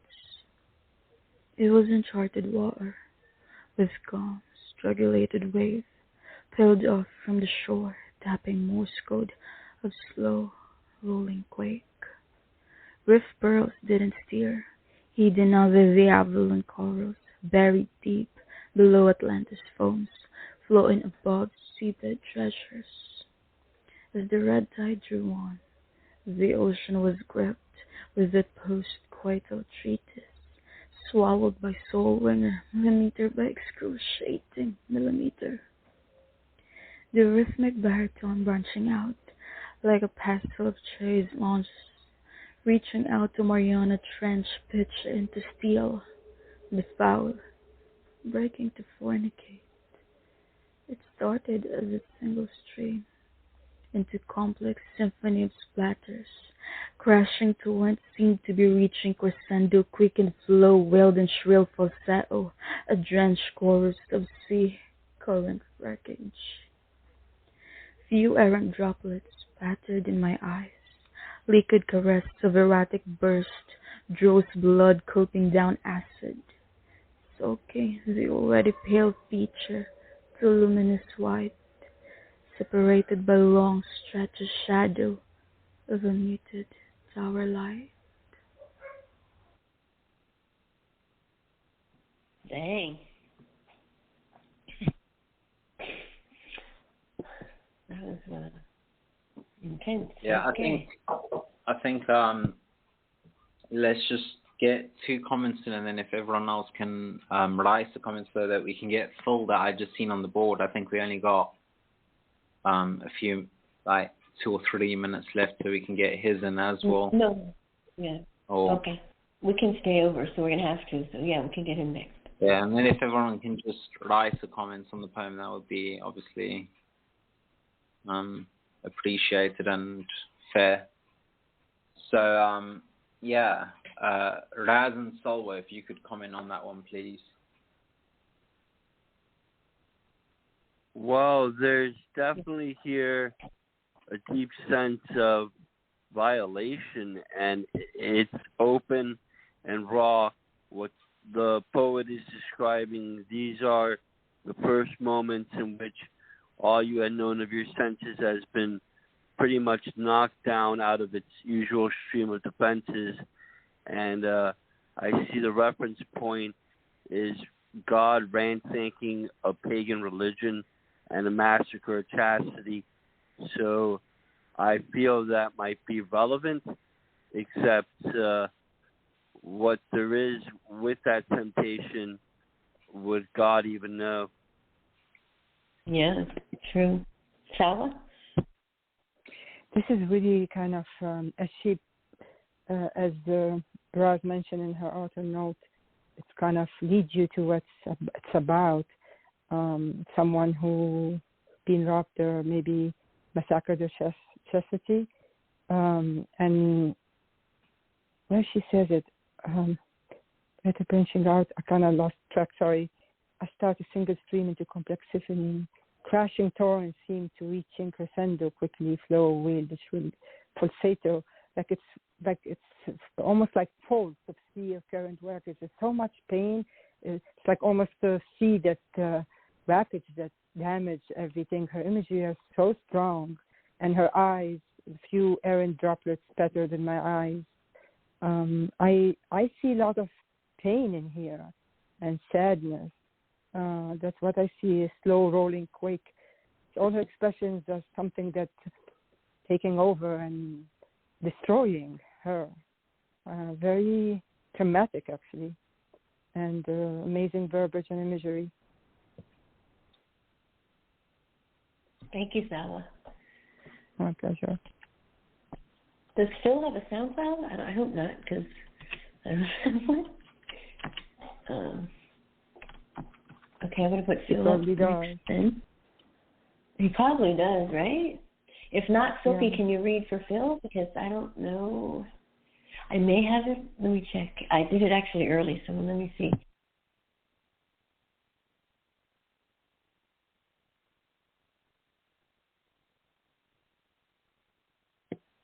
Yeah, he does. It's called Woman.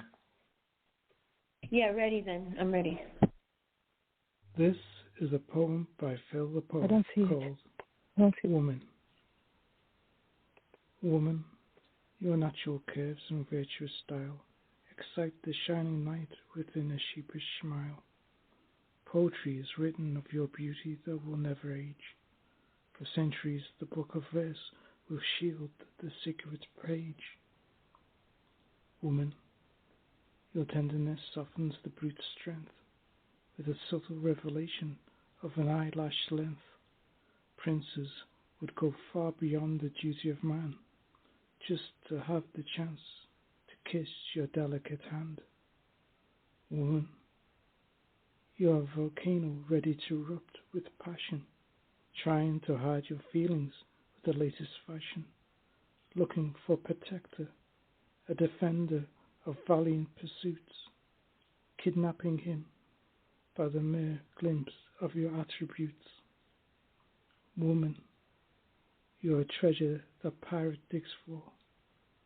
Search beyond the mountains where the eagles soar, just to see you move, just to smell your fragrance, just to get a kiss from your heart-shaped lips, perchance.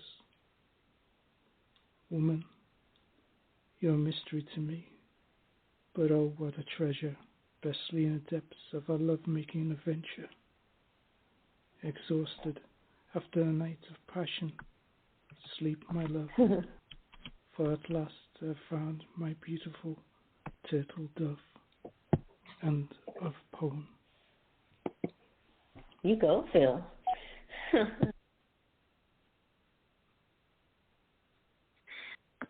Yeah, wow, what a rise. That was very, very cool, and I think it was the only one to that quote, in fact. The part that really sort of knocked me out was the second last stanza, a treasure that pirates dig for, beyond the mountains that eagles soar. You saw that thought that, I mean, on a real level, you know, eagles can sort of really fly on all sort of, or across the sky that is known to us, or at least in our understanding of soarable or planes, blue planes or whatever. I'm sorry, I'm exhausted. It's 6 a.m. right now. But that really does speak to the quote about not understood but to be loved, because it's saying that's comprehensible, but or at least something that's imaginable, even if not really plausible, perhaps, if that makes sense. It's quite lucid at this point to me, but think that's part of the game, isn't it? Raz, what did you think of this poem? I wholeheartedly agree with this entire poem fitting perfectly as to the quote, "Women are made to be loved, not understood." This shows a deep adoration of the thought of women, and it's extremely romantic as to what a man usually is not expected to do would be bothering to even mention the slightest critique, because then you have the whole argument again of Venus and Mars. Oh yeah, that's a show in itself, isn't it? Silk.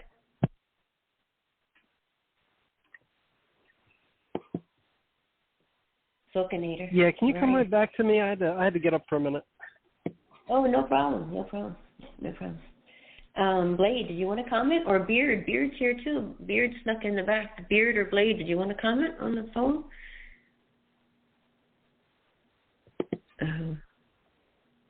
Beard's being shy now. Okay. Well, I will comment on the phone then. Phil, he's always going to give you something different every time, and you never know what to expect. And this is romantic, and I agree a lot with what Raz said too. I like the title too. It's just simply woman. Like, you guys will never quite understand us, and we probably won't ever understand you. But the way he describes it is really unique, and I loved his voice. And anytime you're done, you're exhausted. Well, hey, that's always a good thing in my book. Your tenderness and softness, your strength, your subtle revelation, eyelash length. Great rhyme too. You're a volcano ready to erupt. Really great images here, Phil. I think you did an awesome job. Women are made to be loved, not understood. I bet all you guys could agree on that one, huh? Good job there. Did you want to say anything, Phil, or we'll move on? I think he needs a minute. So next is, let's see, I think Sal, you got a sound player? It reminded me of yes. The song by Lennon as well. Title. Yeah, it doesn't matter, Boo. I can read it if you want to. Make your life easier. I just want to say this is really fabulous poem, Phil. Really beautiful. He brought everything about the woman, her tenderness, her really beautiful, passionate, romantic. I love it. Okay. Yeah, he seems to know women pretty good, doesn't he? Yes. And he talked about his women, I think, at the same time, but the women in general. I think I like how he put which is beautiful. Yeah. Yeah. Okay, let's see. Is yours on the board, Stella? Okay, let me get it. And then, I'm starving. I haven't eaten. I called right away after work. No, I know.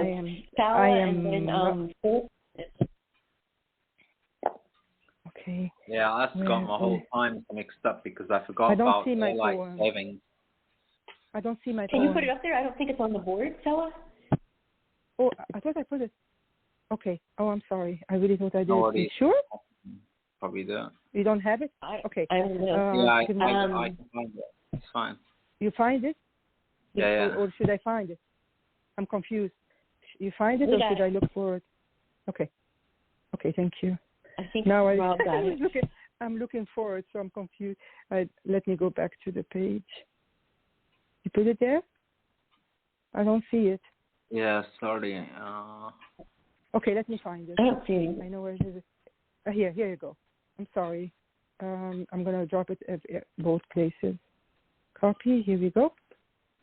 I thought I did, but I'm becoming distracted lately with this work job.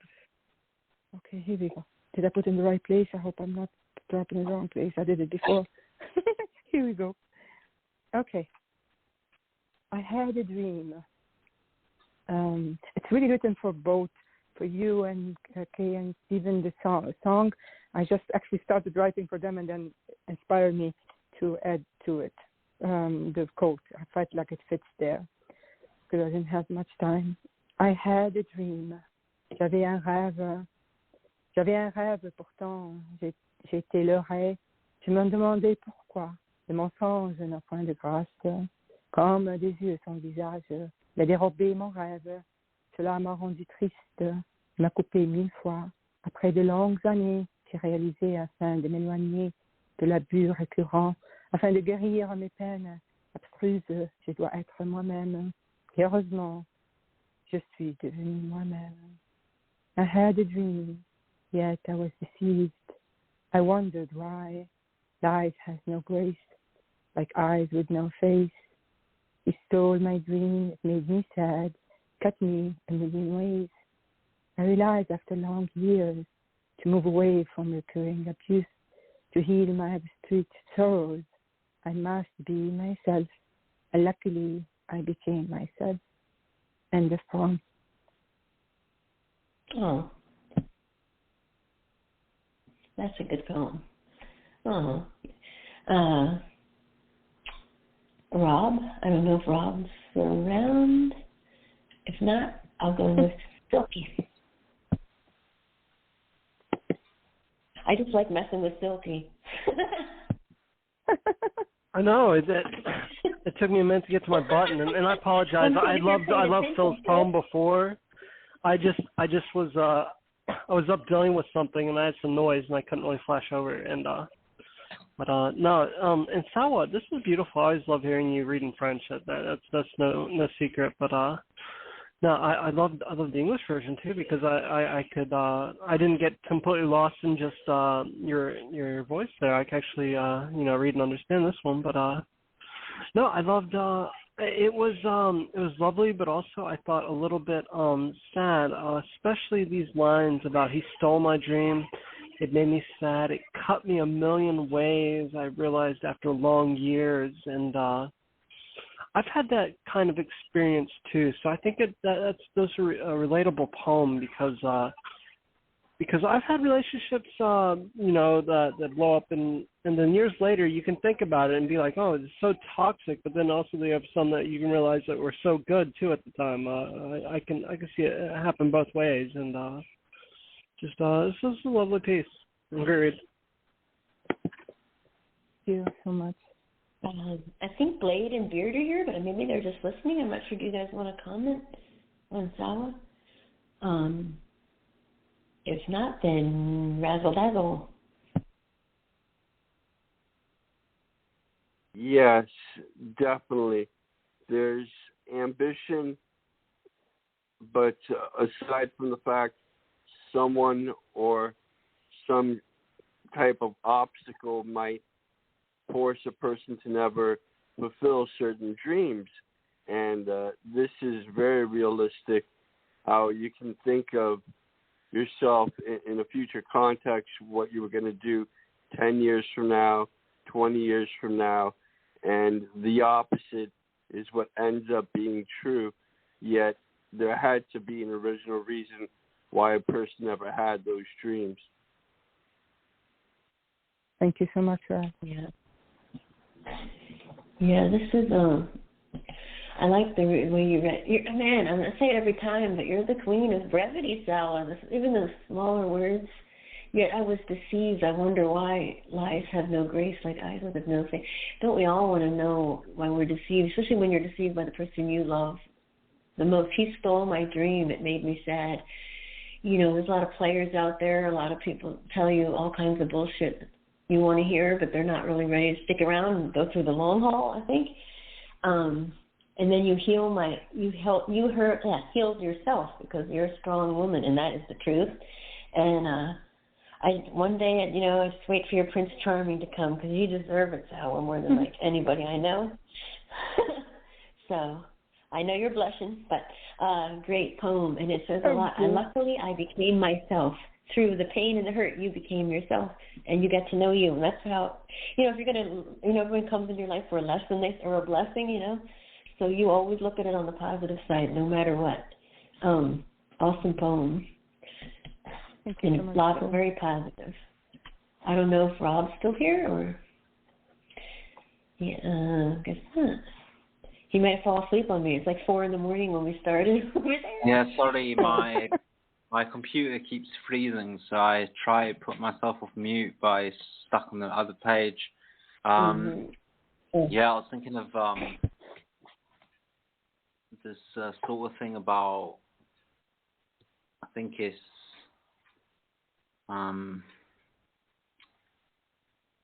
the way that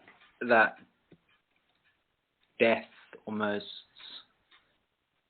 exists in the realm of faith. I think it's, what do they say? La mort et de la mais la foi. I think that's how it goes. At least the way that I remember this is to say that you have to sort of believe that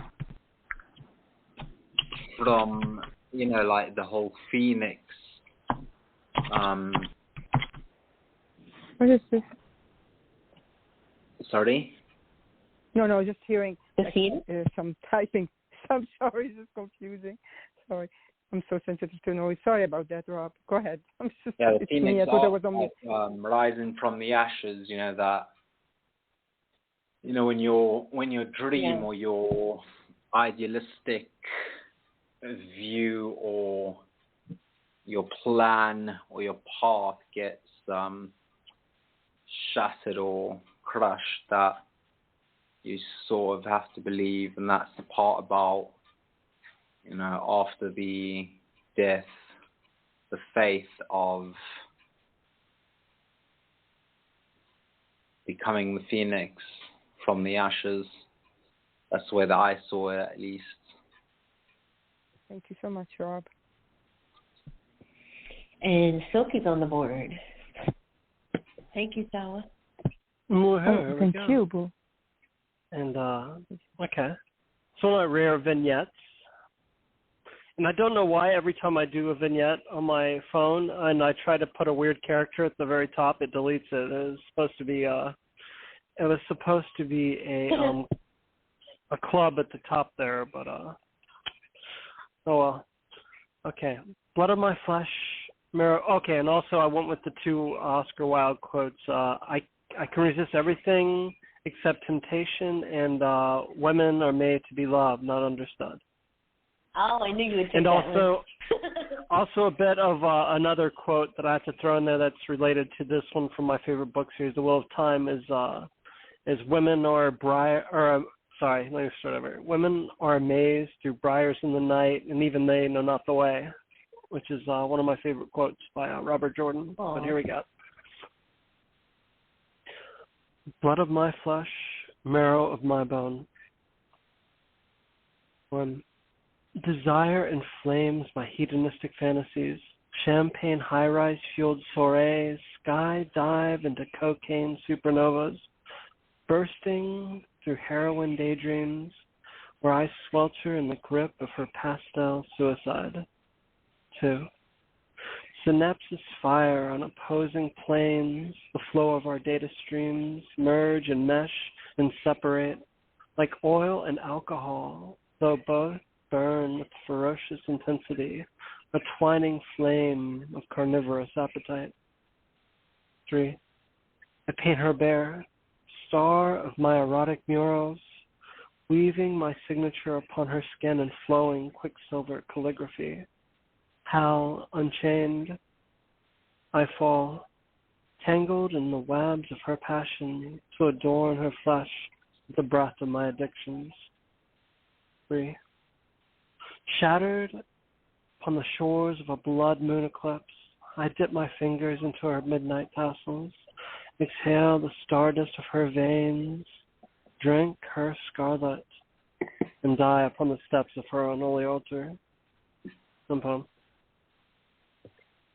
Whoa, that's a good one. Rob, did you hear that one? I'll take it. I gotta read that. Yeah, I did.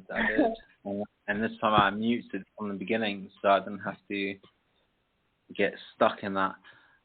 Like, I mean, I'm quite a fan of even the sort of the minor intricacies and the little details. I like the fact that the vignette was broken up using the suits and that, because it really also is applicable to the quote about temptations, and even what it could mean to sort of like, you know, gambling and that. Is, you know, love is even if you think about the sort of Amy Winehouse song and all that, you know, it's a sort of game, and it's one of those things where it's a sort of risky exchange or relationship. And yeah, it also it does speak to all the sort of the substances and things that also double up on the temptations, you know, things that well, substances, narcotics, and that hedonistic fantasies. Yeah, this was my sort of poem. I really like this, and yeah, I like your hair as well. It's the first time I've seen it. It's very cool. So yeah, nice one. Thanks for that, Silk. Well, thank you, Rob. Yeah, everyone has to be a fan of hedonistic fantasies. I would agree. Of hedonism. Yeah, it's the best sort. I'm definitely a fan. Me too. No one likes angelic fantasies. Know what you like? Thinking about having sort of pillow fights on clouds and that. Not for me. Nice. That sounds fun. All right, who do we still have around? Raz. Is Raz still with us? Sawa and Raz. Sawa and Raz. Yeah, I'm here. I'm here too. Raz, are you a fan of hedonistic fantasies, Raz? No, I'm not a heathen personally, anyone who's into heathenism, but I do know certain artists, they're said to have this attributive point of which what there is of their canvas work becomes a kind of other sense, which is a bit sexual in nature, how you're recreating off of the canvas what you find to be idealistically some kind of higher form of stimulation. And so I see that connection here in the metaphors of heroin, daydreams, cocaine, supernovas.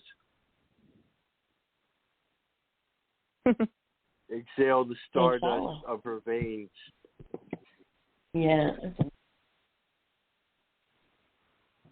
Says it all, right?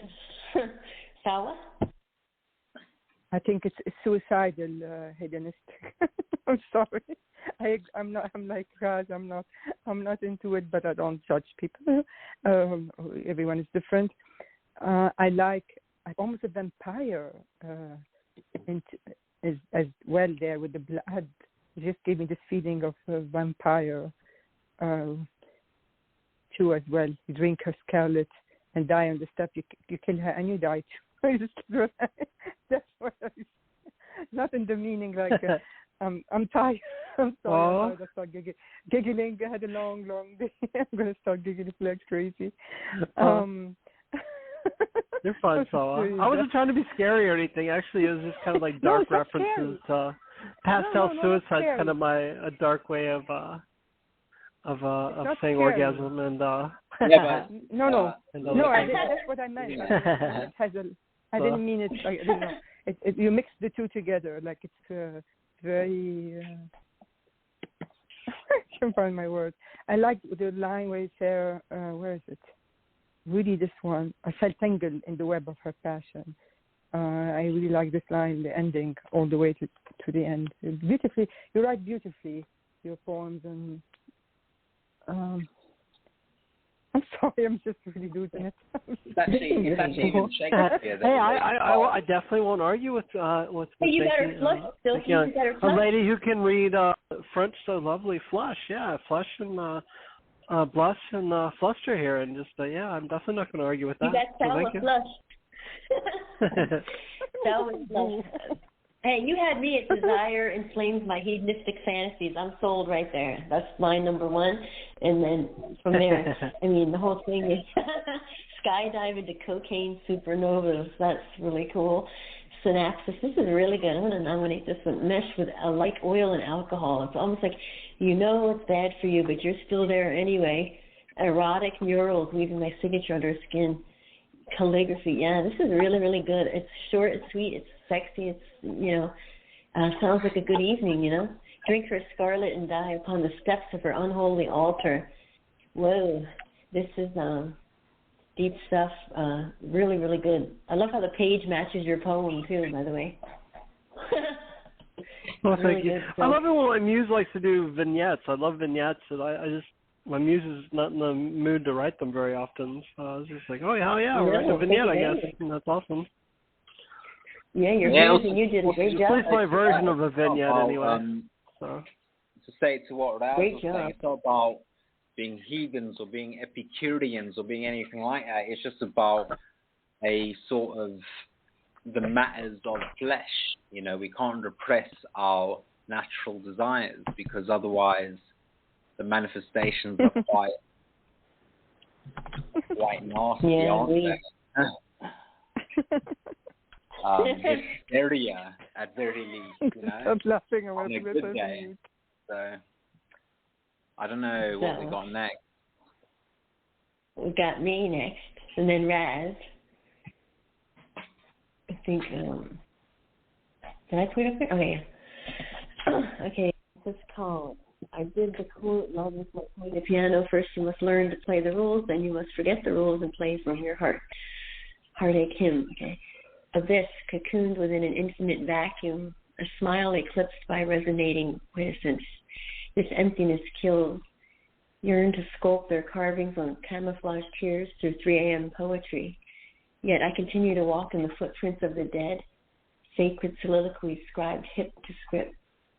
As I dangle amidst kaleidoscope of barren yesterdays, even poetic words have failed me tonight. Chaos twirling around hemoglobin tiles, deranged voices heist the oxygen from my lungs as I grasp breathlessly against a narrowing rib cage. Insanity painted within mascara-embroidered eyes.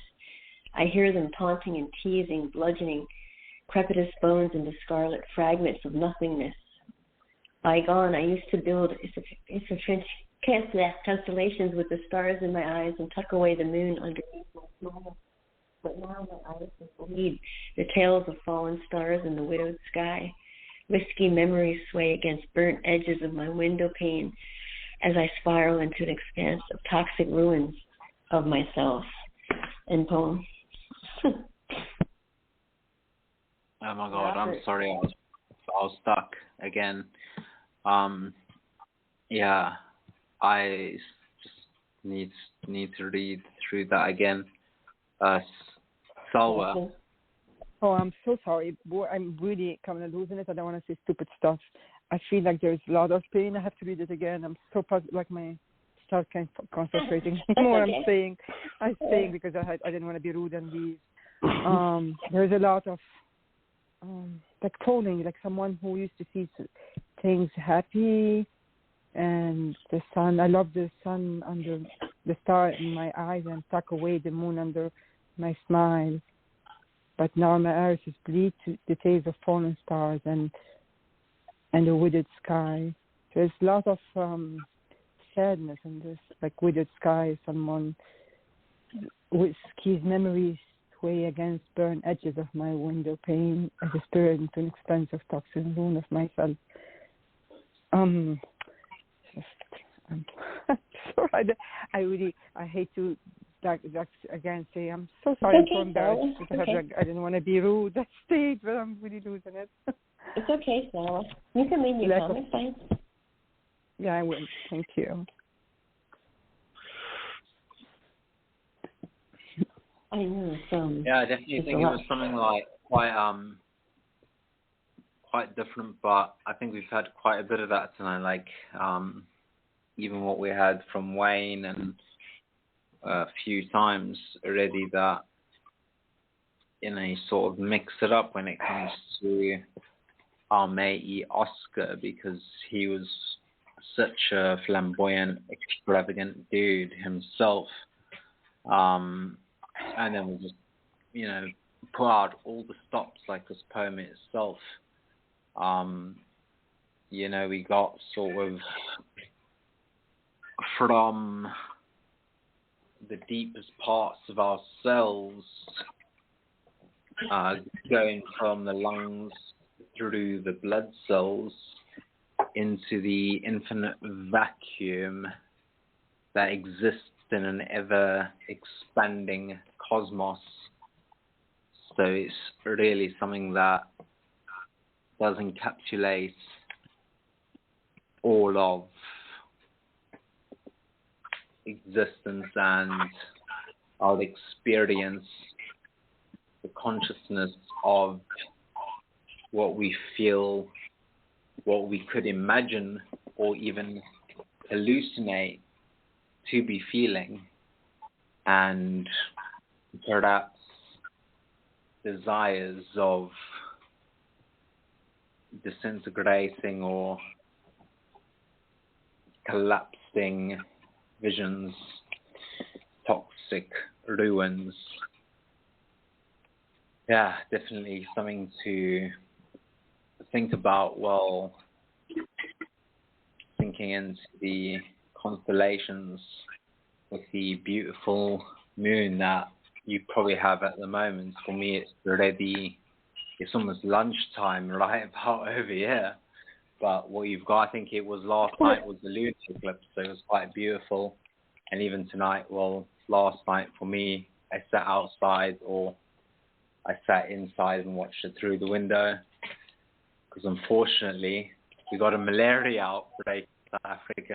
So, like COVID, might as well add another little jab. Why not, Let's make it fun.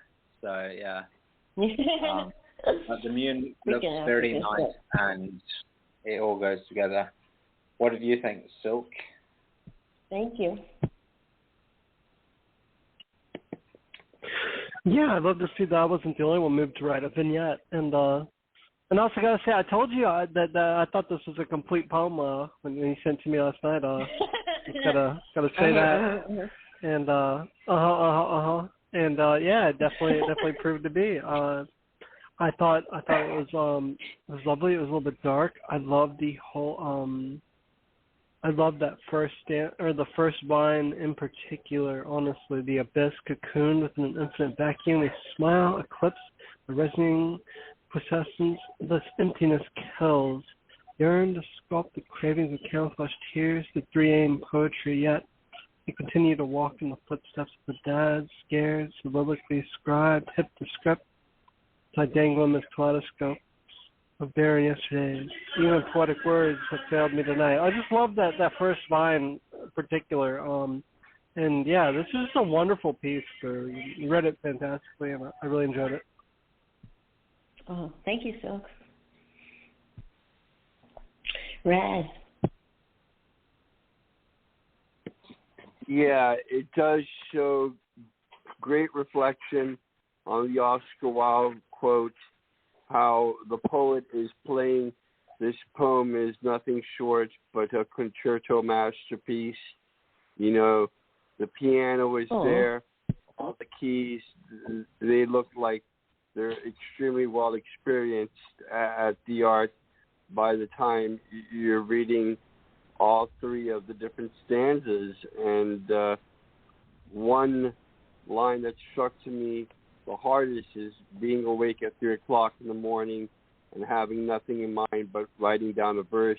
I have been there multiple times over the years because I find it hard to sleep at night. And another is this description here of, but now my irises bleed the tales of fallen stars and a widowed sky. So it shows, at least in that verse, that what you have of those long nights, it does have an effect not only on your psychology, but sometimes people end up seeing stuff from insomnia or other parasomnic-like disorders. Yep. Thank you, Raz. And you're up, Raz.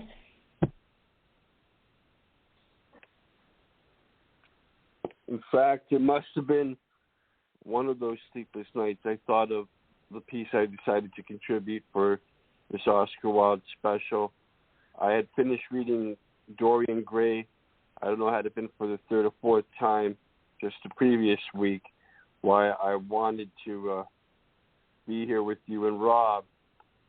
So the quote I had chosen was that it's very rare to be alive while others, for the most part, simply just exist. And here's the poem. Love or fear of flowers. There was never true love, another nefarious illusion which is lost in continuity time.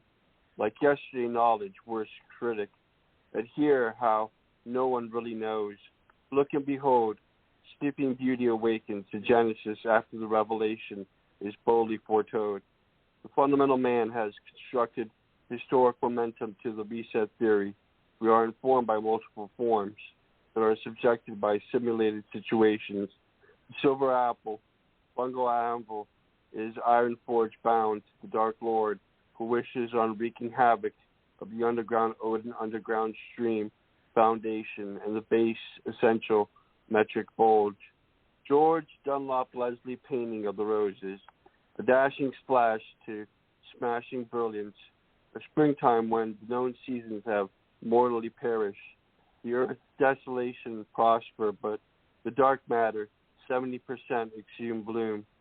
For better breathing spaces, avoid of outer space, the suitable replacement.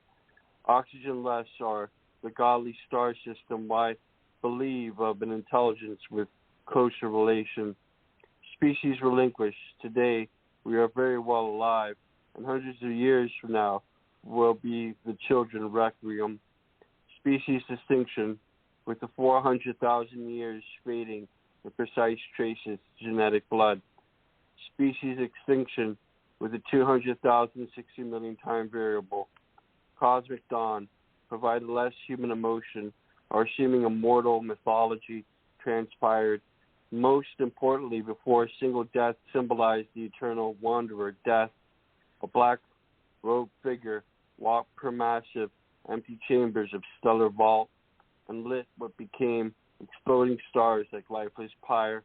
The proposition was put forth, those who make history happen are the thesis statement.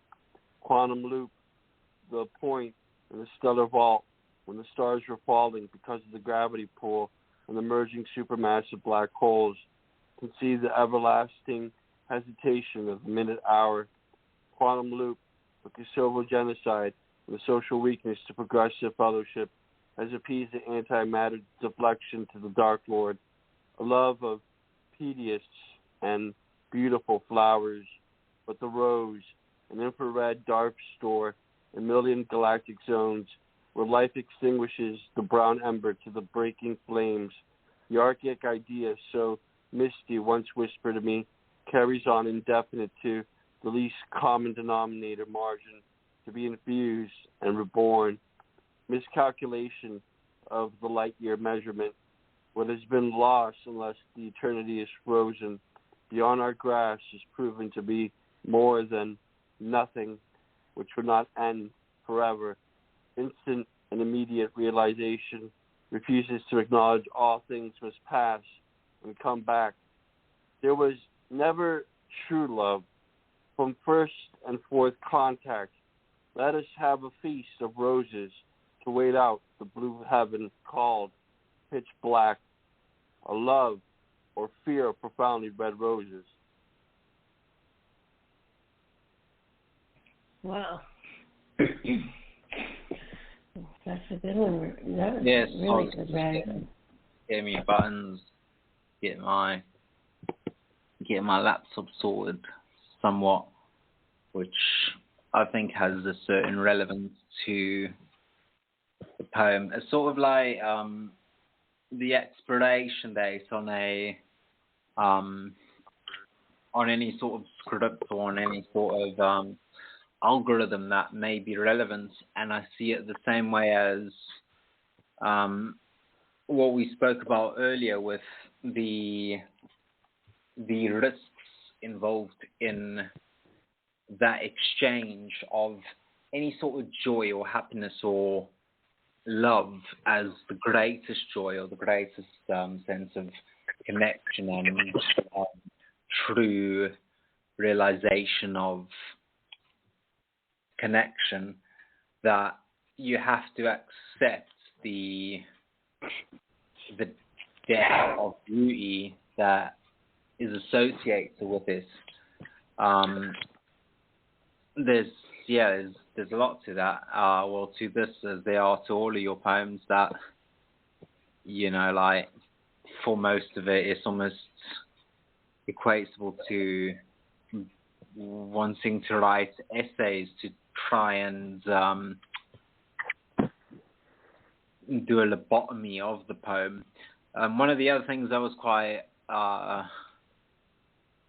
interesting to me was, because especially something that I read earlier was about the Kosovo genocide and all that, social weaknesses, progressive, and that it was something that I read about quite a big trial that happened in the United States